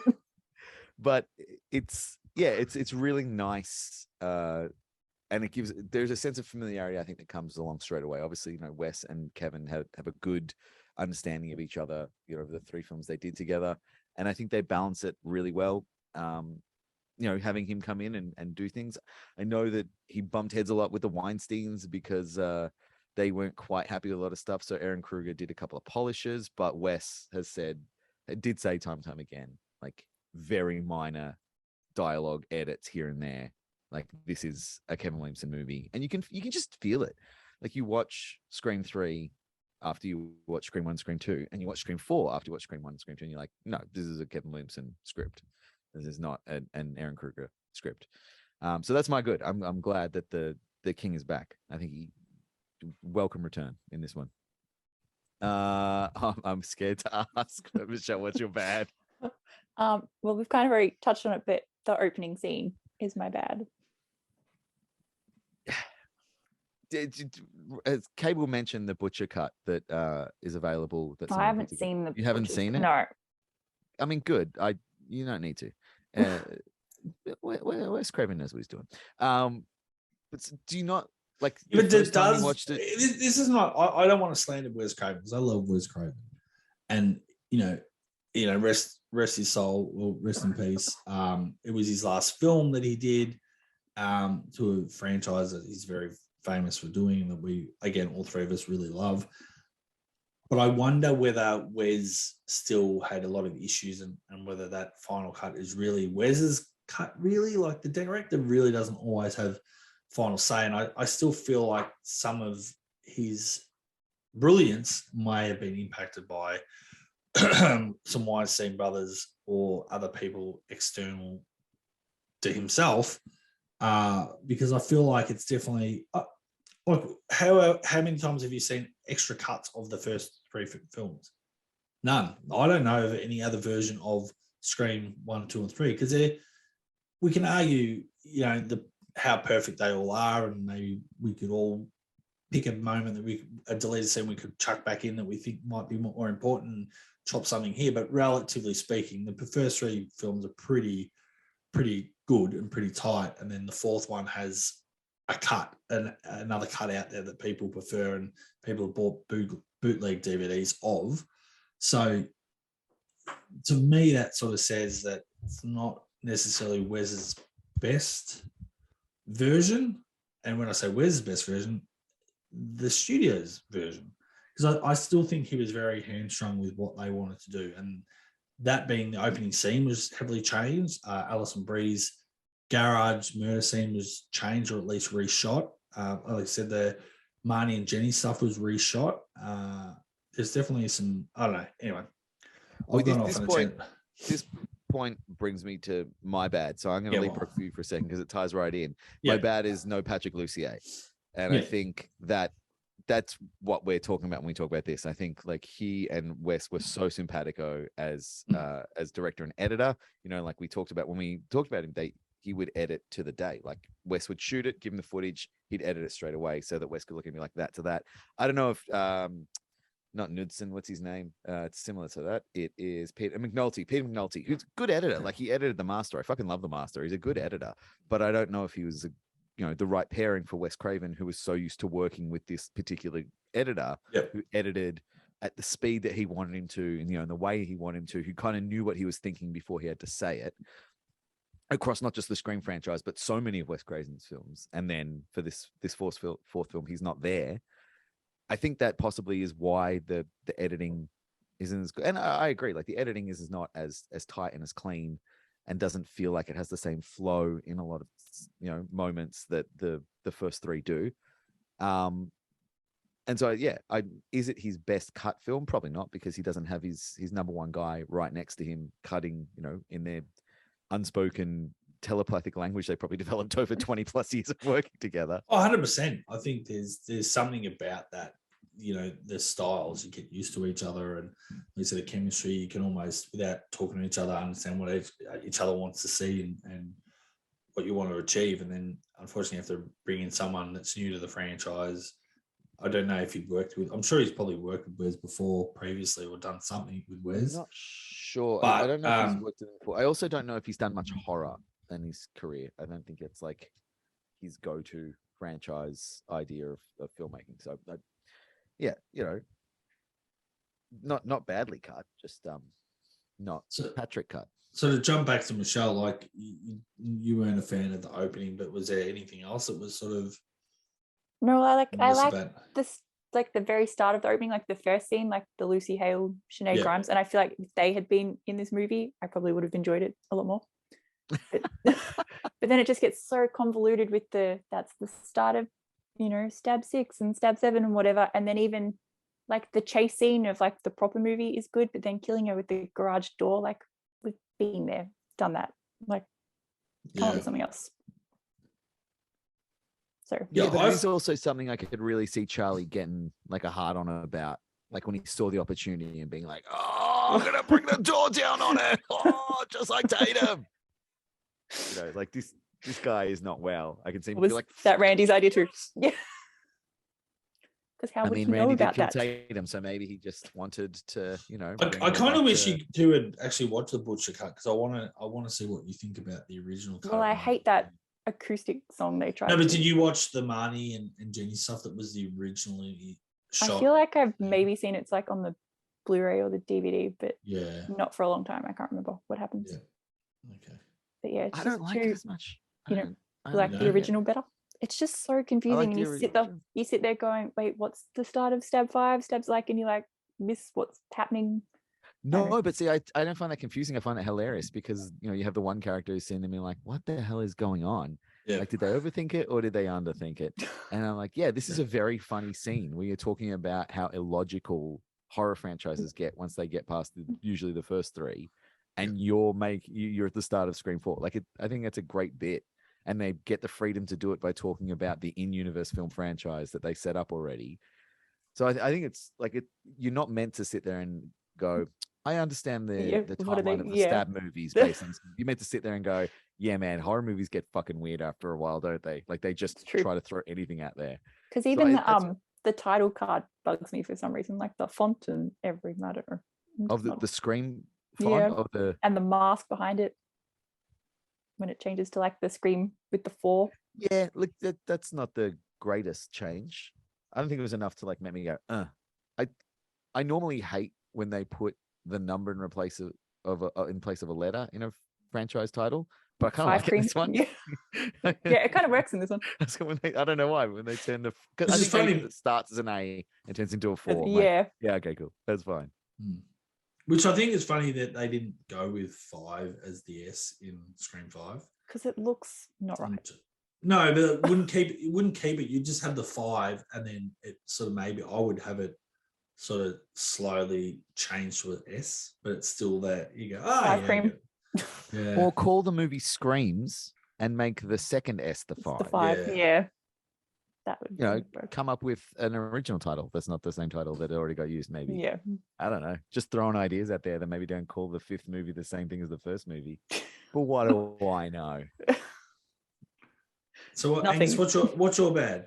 My bad is no Patrick Lussier. We already talked about that. Yeah, what's your? I leapfrogged you. So what's your one? Well, not really. Well, well, you kind of stole my thunder a little bit. I feel like that's one of the things that what I've kind of touched on is like no one's ever criticized the first 3 movies to a point where someone's actually gone, hang on, I'm going to get the deleted scenes. And I'm going to re-edit, and I'm going to sit in a thingo and drop some really bad jokes out of the movie. I'm going to do this. Someone's going, oh, hang on, I'm going to fix up Scream 4 to make it closer, firstly, to what Wes had originally had before Weinstein got their hands on it and wanted to reshoot stuff, but maybe cut a little of the clutter out that doesn't need to be there or the jokes that fell flat. So I actually like the butcher cut. So, but I still enjoyed the original. So I put it on the other night, enjoyed it.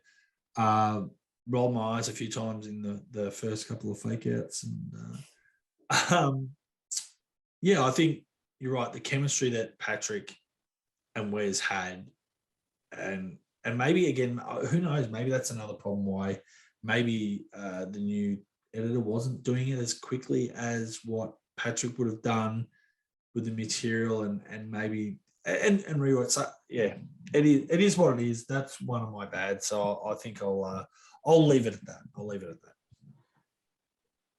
Oh man, I don't know how much bad it could get. But what's your ugly, Michelle?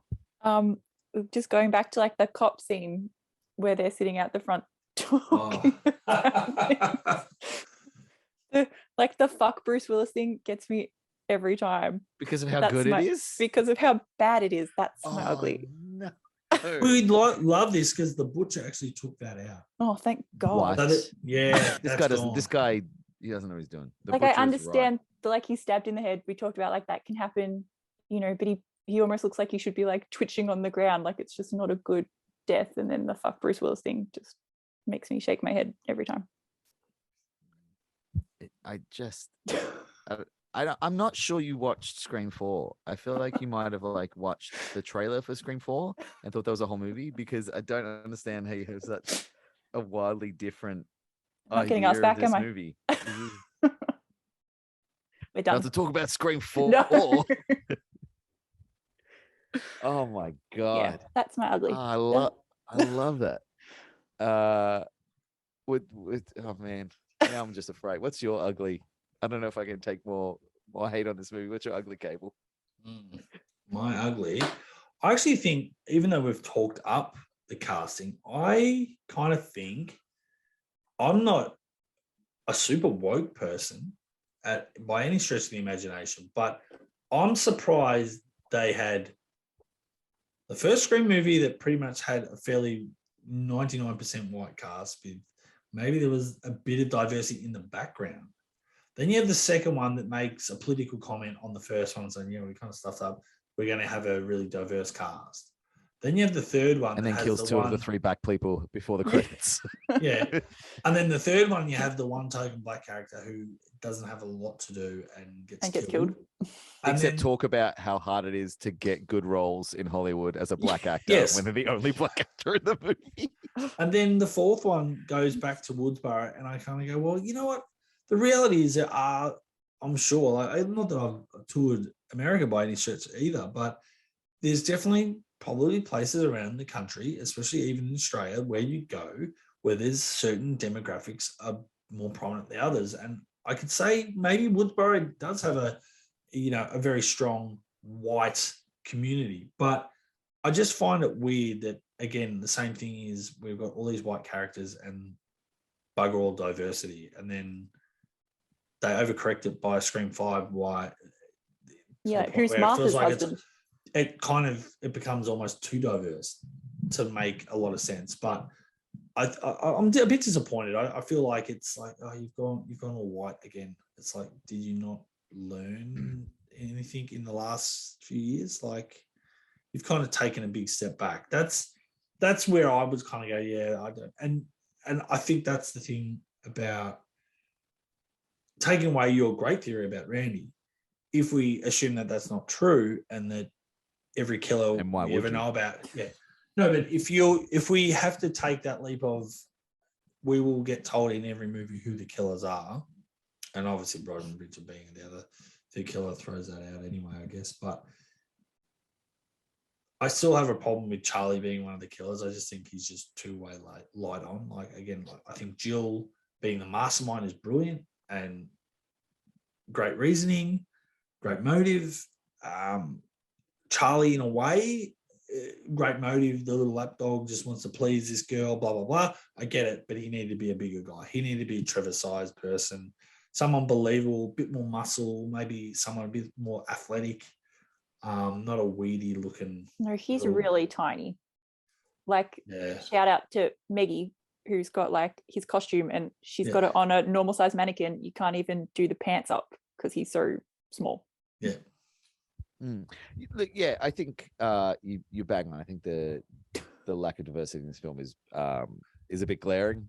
I wonder if perhaps part of it is out of a misguided attempt to like make it feel as much like the first Scream movie as possible by like the return to Woodsboro thing. Yeah, we're going back and these characters are kind of mirroring what we saw in the first movie. In the first movie had fuck all diversity, but I don't think that was a good reason. If that was the thinking, to just have one black cop just to like remind us like, oh no, you're aware of people of color. You're aware that there are people other than white people out there. You just chose not to put any in this film. And you know it's terrible. Like, every time I see Anthony Anderson, I sort of forget he's kind of there. Like, he's so well known. He feels like he's in so many movies that it sounds terrible. I don't even see him as black a little bit. Sometimes he sort of blends into because you feel like he's always in the movie. I almost don't count that. Like, it's like, no, you need to have one or two more people to make it a bit more. Or just like, why isn't the teacher Pakistani? Why is it another white guy who looks like every white teacher? It looks like this.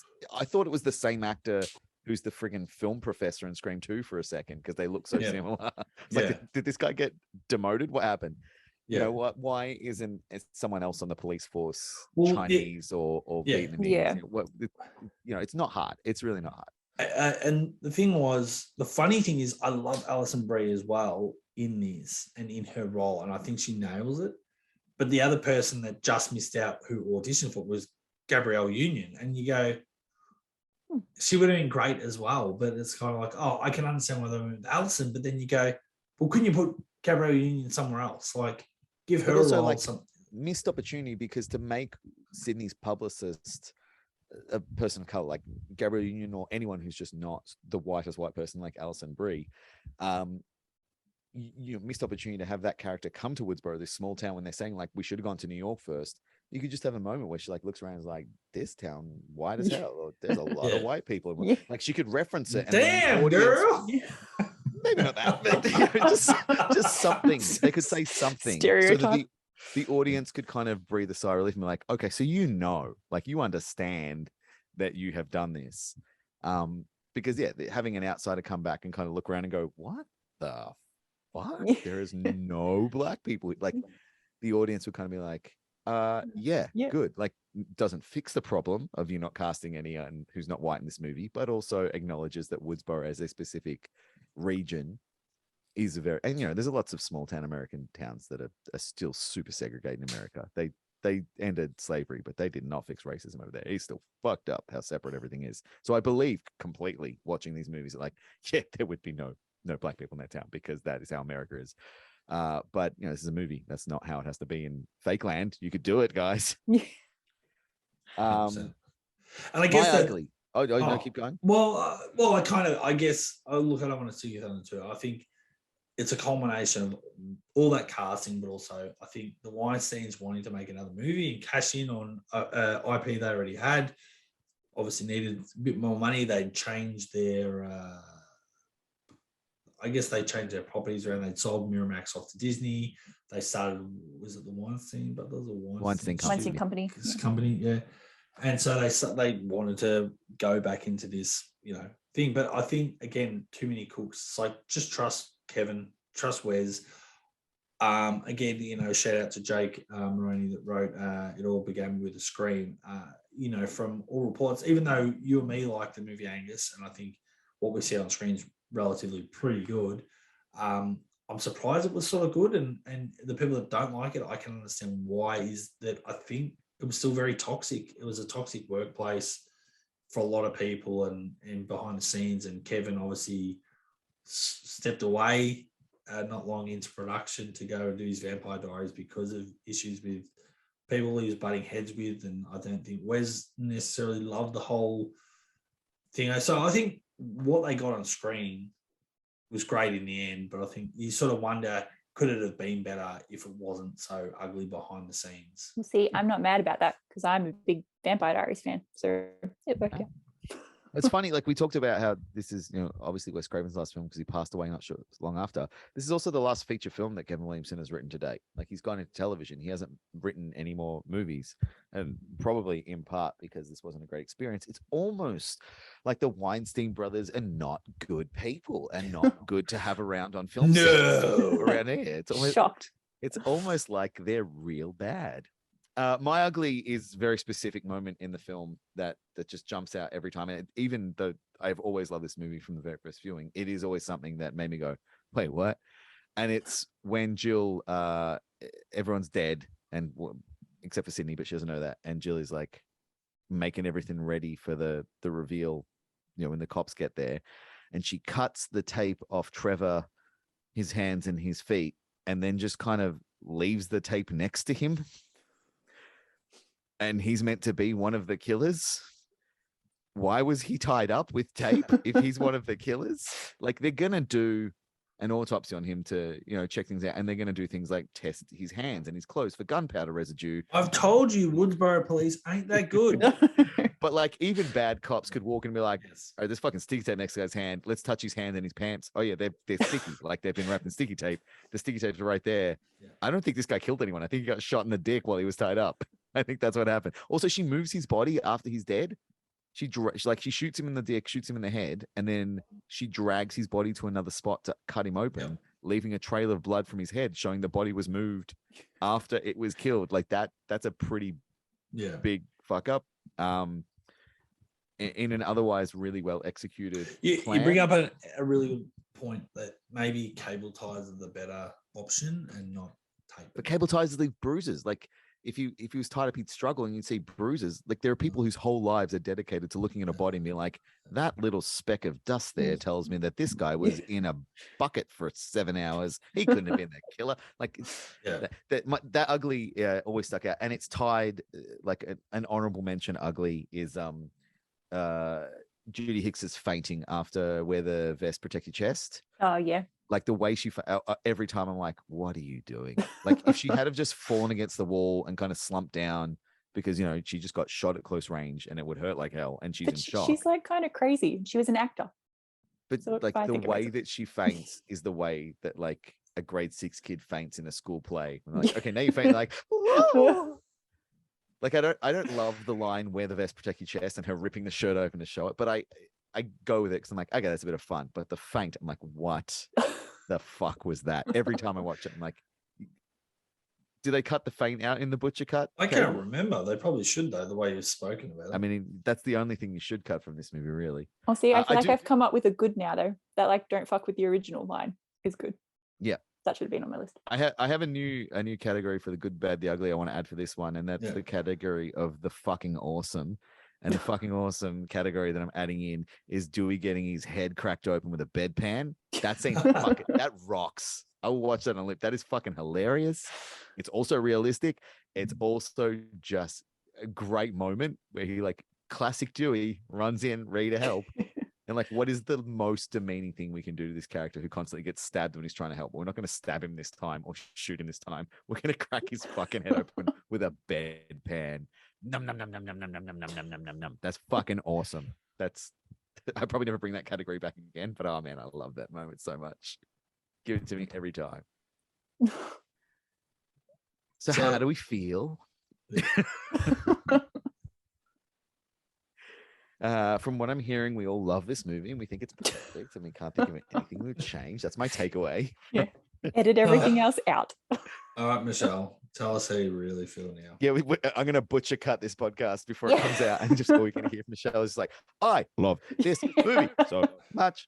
Like, wow, she was really into it. One of those. Oh, deep so fakes. you were going to cut it that much? I just cut it right out, just blew out the box. And just...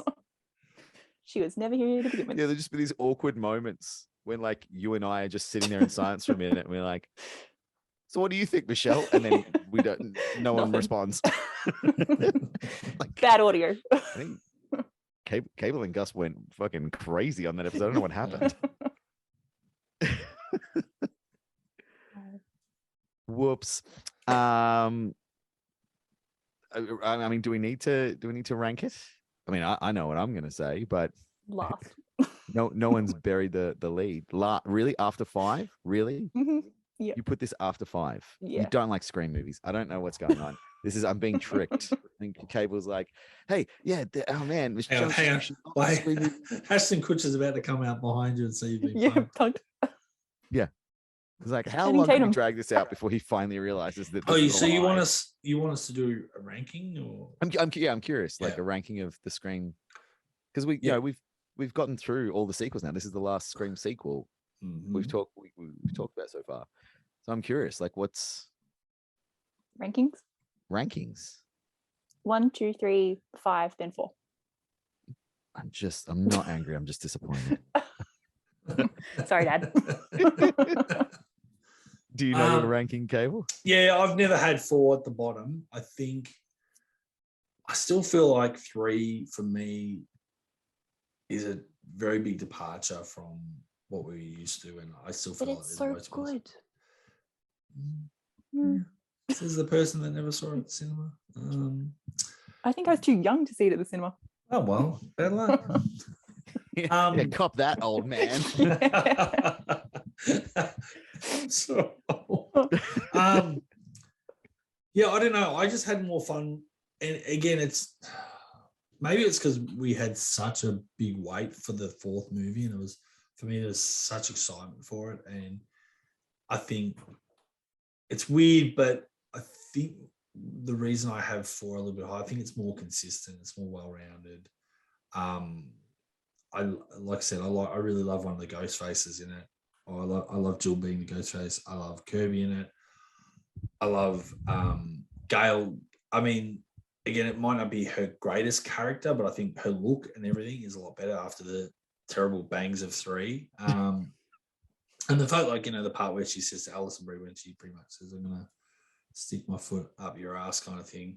And she's like, I still got it, and a couple of moments she has, I think, she talks about the circle jerk and all that sort of stuff. So she's just got a lot of sass in this movie. So yeah, there's elements of it. And I kind of like Dewey being a cop again, or at least being the sheriff and being sort of in charge. And Yeah, I love it.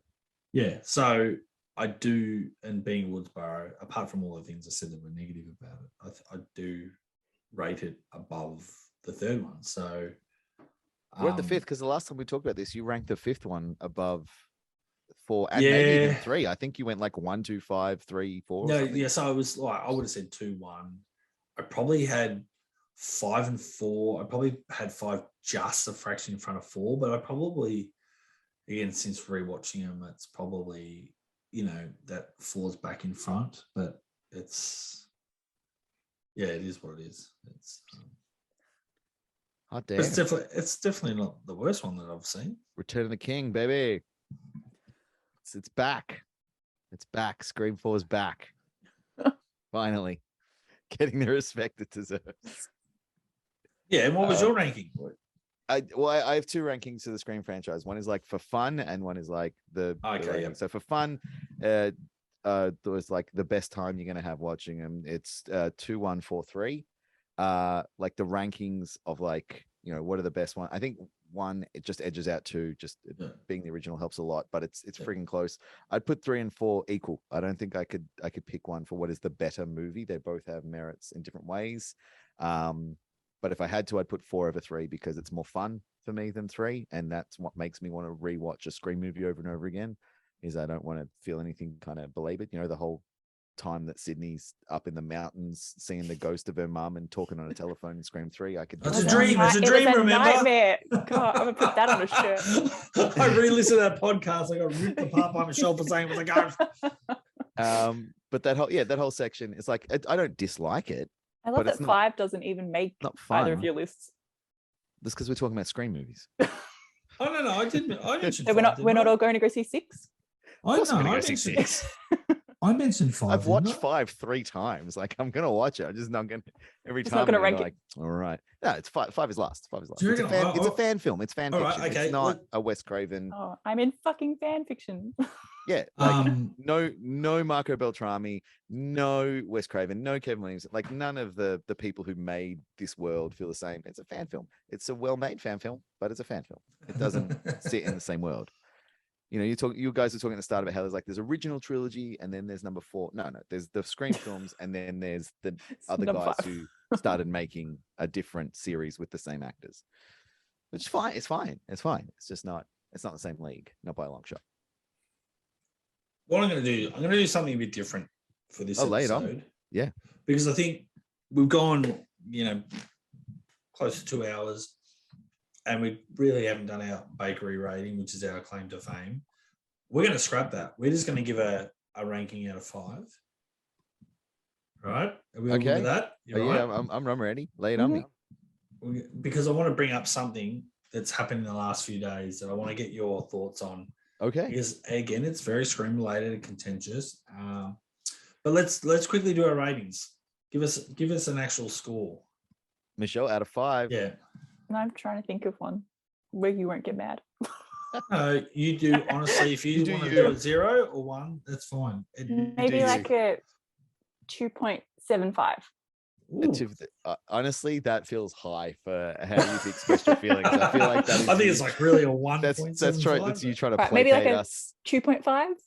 It's not 2.5. bad. There's bits I enjoy, but if I had to pick, I wouldn't. Clearly, the lemon Watch it. squares is the favorite bit. But yeah, Great quote. Great t-shirt.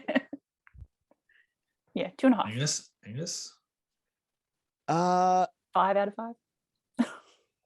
Well, I mean, and this is the thing to keep in mind on this particular podcast. What we're talking about is not just like the movie, but we're talking about sequels. We're talking about how does it stack up as a sequel and as a continuation of the original and what came before. And when you start getting into like the 4, 5, 6 territory of films, particularly horror films, like the meaning of sequel takes on a whole new dimension. Like it's no longer just kind of carrying on this story. Mention films. They're normally like going way off in opposite directions to keep it some life into it. So I think I really enjoy it as a film, as just like seeing it putting on, but as a Scream sequel, as a continuation of this ongoing Sidney Prescott saga, I think it's definitely 5 for me. Like this, it does so much of what the first one does in a great way. It continues on so much of what makes Scream so fun.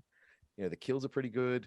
The humor is pretty good. The characters are pretty, sweet to sit down and spend some time with. The score is insanely good. You're getting a lot of the things you want from a Scream film. So, and as a sequel, 5, definitely. Shocked. No. Didn't see it coming. Did Yeah. ya? What about you, Cable? What do you got? I can't remember. I did this on Chatflix, and I can't remember. I think I would have said a 4 because I don't have it as high as 1 and 2.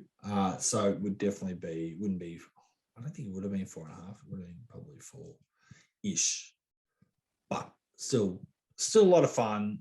I would say it's still probably the one, admittedly, it's apart from 5, it's the youngest of the movies.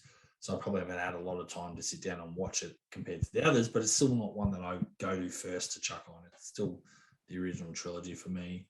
But what I want to talk about is this whole Nev Campbell stuff. So we did a little bit of a chat last time, Angus, when we were doing Scream 3, and we put a little bit on the front of that podcast because it had been about 24 to 48 hours since Nev had told them, no, you know what, you're not going to pay me, I'm not coming back to do Scream 6. Said suck it.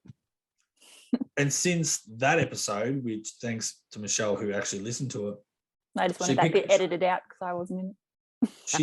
she went back, and there was, I don't know whether, I'll just put my hand up and say I must have tagged or inverted the wrong piece of footage, but like 40 minutes of the podcast was missing, I think, in the end. So I refixed it up, put it back in and re-edit, and then I just actually dropped the stuff that we talked about in the end because I'm like, that's sort of redundant because you're hearing different stories. Now, the most recent news that's happening is that one not renowned person, someone that is people would say is a bit of a stalker, or was actually arrested for stalking on the set of Scream 6 and being a bit of a pest, who's a big Scream fan. What? Yeah. You haven't heard about this? Angus is not. Well, he's got a million other things happening in his life anyway. So we'll fill you in, Angus. So what sort of happened in the last couple of weeks was a guy who's a big super fan of Scream actually got arrested because he was doing a lot of tweets and photos and wants to know all the stuff about. Long story short, he was arrested and he was off social media for a couple of days because he was arrested for stalking the set of Scream 6. So he's got some sort of issues going on. Long story short, he's come out and then admitted, or at least said he believes that Nev has actually secretly signed on for 6 and then 7, which most of the fairly reputable sources or Scream fans have come out in the subsequent time that was released saying, oh, that's not true, and he's not to be trusted, he's a known liar, and he's been blah, blah, blah, and misinformation, blah, blah, blah. But then after that, other very reputable sources had said, confirmed, no, she has actually signed, she's come to an agreement, she will be a little bit in 6 for a bigger part in 7 or something along those lines. And that started to gather legs. Now, here's the funny thing. Then obviously fans want to know, are you in the movie? Then there was an event. Michelle, you can fill me in. I think it's called, was it Mad Monster, Horror or something? Some kind of something convention. In one of those fan conventions of horror movies, and Nev was a guest. And even actually leading into that, one of the guys who's the handler for a lot of these fans that do these events had come out and said, oh, no, she's not in the movie. She's confirmed to me she's not in the movies because she's still doing these events and blah, blah, blah, blah. And he may know because he needs to book the certain dates. And if she's in the movie and filming, she can't do it kind of thing. But people are like, oh, what would you know? She's not going to tell you, blah, blah, blah. So someone flat out asked her, and people were recording this session that she did the Q&A, and they're like, are you in Scream? And she's like, oh, sorry, guys, I'm not in it, blah, blah, blah. And everyone's like, oh, well, that's confirmed. She's either not in it or she's in it. And everyone's like, oh, well, she can lie. She signed an NDA. But here's my opinion on the matter. Yes, she might be in it, and she's trying to, if she's been told not to say she's in it, and she signed an NDA, that just doesn't make any sense to me. Like, why wouldn't Radio Silence, Scream, and Spyglass Media, if they've signed her and come to an agreement, why wouldn't you want that to be known? That makes no sense to me that needs to be kept secret at all. Oh, see, I disagree. I reckon they're trying Really? to keep it a secret because we all bitched last time when they released the trailer. Like, we knew it was at Stu's house. We knew everything. So, like, imagine getting to the end of the movie thinking Sydney Prescott's not in it, and here she is. Yeah, I don't know. That'd be pretty sick. Mm-hmm.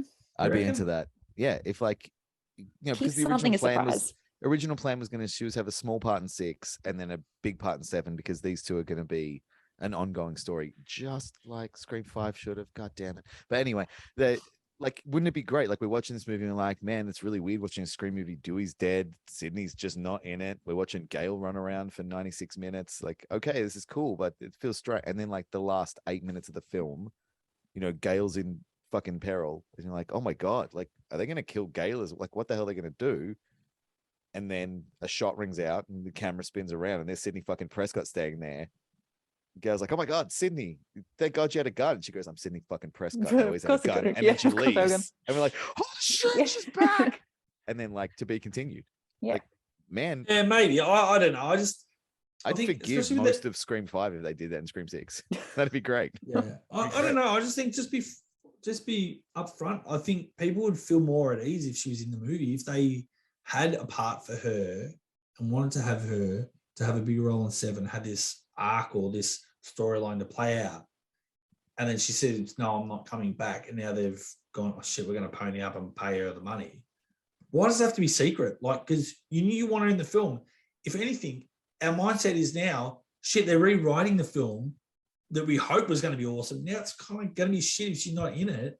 Like, I don't know. I hear what you're saying too. It's a nice surprise, but I'm like, no, don't fuck around. Just say she's in it. Because then people are, oh, yeah, oh, good. Now, because I think it works in the reverse. Maybe people don't go to see because, like you, and say, I didn't really like 5. Oh, well, Nev's not in the 6th one. I don't want to see that. Yeah, I've seen a few people saying like, oh, let's boycott this movie because she's Yeah, not no, getting so- paid what she deserves. And Yeah, and that's Okay, yeah. Can I tell you exactly why, if that is the case, let's say she's in it and they're not saying it. Can I tell you exactly why they're doing it? did Randy have something to do with it? This conversation right now is why they're doing it. Because we're talking about it. There's so many Yeah. articles that are being written about it. Like, I'm looking at one right now. Matthew Lillard has chimed in now about how, you know, he's pissed off they're not doing it. Jamie Kennedy on his YouTube channel is doing episodes about it. Podcasts are kicking off about it. Twitter's kicking off about it. The big promo for Scream 5 was the original 3 are back. We got Sydney, we got Dewey, we got Gail. They're all back. They've signed on for Scream 5. We're going back. And people are like, holy shit, like, what's this going to be? They're back. This is amazing. How do you, like, if you say, all right, you know, Courtney Cox and Neve Campbell, they're back again for Scream 6, people are like, yeah, well, they were there for 5. Like, kind of almost like, who gives a shit if they're back again? But as soon as you're like, no, Neve has not just not in it, Neve's walked over a pay dispute. And it's like, what the fuck? Like, you're getting so much free advertising out of this. And all you have to do is ride that free advertising right up until like a month out. And you're like, great news, Scream fans. We've worked it all out. Like when fucking Marvel and Sony couldn't come to terms about the 3rd Spider-Man movie. And it's like, sorry, there's not going to be any more Spider-Man movies. And the internet lost its fucking mind. And then miraculously is like, great news, we've sorted it out. And it's getting released in 3 months because we made it and we were just fucking lying to you. Like, the easiest way to get advertising about a franchise once it's, you know, 6 movies deep is to have controversy, because people aren't going to go just because the movie exists anymore. And I agree with that point of view too, but I still feel like it's, I don't know, it's just bad publicity.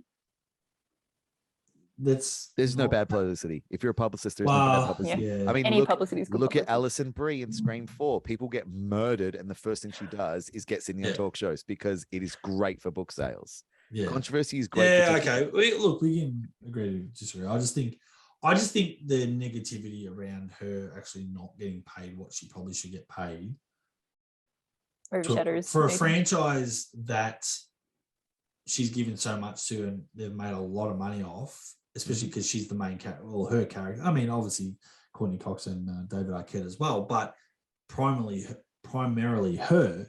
I just think it's like it's a bad look, and I think you're right. Bad publicity. It's good publicity in a way because we are talking about it and it was trending. But I feel like okay, there's that spike in people talking about Scream 6, but I think at some point you got to go. You know what? Put our hand up. We fucked up. We really want Neve. She's important to our franchise. I think it's good publicity if they go, you know what? We paid her. We paid her what she actually deserves. Yeah, it is. And But they to can show do that Hollywood, in yeah. like 3 months when they've ridden this publicity wave as far as it'll go. And then Yeah. the next chapter in the ongoing saga is like, great news, guys. We've sat down, we've hashed it out, and we're going to pay what it's. Aren't we heroes? We're going to Yeah. pay her so much money. And Yeah. everyone's like, yeah, she's getting paid what she deserves. And then you're like, yeah, fuck yeah, that's great. And then suddenly, Radio Silence can be like, yeah, we really wanted her. So we sat down, we hatched it out. And everyone's like, Radio Silence are the fucking best. We're so glad that they're helming this new thing. They stood up for her when she needed it. And everyone's a fucking hero because no one's going to get angry at the accountant. They don't know his name. So everyone who's on the front can be heroes, and we all go watch the movie. Can I read you before we move? Can I read you a quote? What was going to say? Is this from Matthew Lillard? No, this is from Jamie Kennedy from his YouTube video. Oh, okay, because I watched that. But I was going to say the only thing is I love that those guys came out in support of Nev in videos and articles and stuff like that. So supporting him. But the one thing I would say that Matthew Lillard, while I know the point he was trying to make, I felt like he was a little bit wrong in when I think he equated Tom Cruise getting paid X amount of dollars. He said that Tom Cruise take less money for the sequel. And it's like, well, but Tom Cruise is a bankable star, and that's no disrespect to Nev, but it's like you're talking about apples and oranges. It's like, and also he's an executive producer, and he's whether it's the Mission Impossible movies or Top Gun, the reality is people go, whether you like it or not, to see Tom Cruise, and he can demand what he wants, and he always has. And sadly, Nev's not in that sphere. So, but I agree she should be getting paid. In Scream. She is, yes. So I don't think she could be like storming off set and saying, I'm not doing this movie, if she's signed on to, American Friends or some random movie that's just been made. But in the Scream movie, I think it's a perfect comparison. People aren't going to go see Top Gun Maverick without Tom Cruise. So fuck it, he can ask for what he wants. Not as many people are going to go see Scream 6 without Neve Campbell because she is the star. Okay. She always has been. I can sort of say, but I feel like that comparison's still a little bit off in that Tom Cruise, is a little bit more hands-on with those films, and a lot of those films get made because of him. Well, I think the larger point that Matthew Lillard is trying to make is that why should a female actor be taking a pay cut when I agree with that. Like Tom Cruise, 100%, yes. Gotcha. I think he used Tom Cruise as an example of a larger problem, but it's like you wouldn't do this to Tom Cruise or a Tom Cruise type. Yeah. You wouldn't ask someone coming back for a sequel to take a pay cut if they're a male lead. But as soon as the female lead is like, pay me, they're like, nah. Yeah. Jamie Kennedy said in his YouTube video, this is a direct quote, it's her story, her POV, her pain, everything is her. Kind of sounds like Randy wants it back. Randy in the background. Kind of sounds like Randy in the background. Kind of sounds like maybe someone might be saying some lines from the movie they're going to pop up in 2025 in Scream 7 when it's revealed that Randy's a killer all along. I really hope you're right. You just wait and see. It's going to be crazy. You just spoiled the movie for me. Yeah. Yeah, I did. But imagine, it didn't spoil it because when it happens, like everyone in the audience is going to be like, oh my God. And you're going to be like, oh my fucking God, I can't believe this. Angus is right.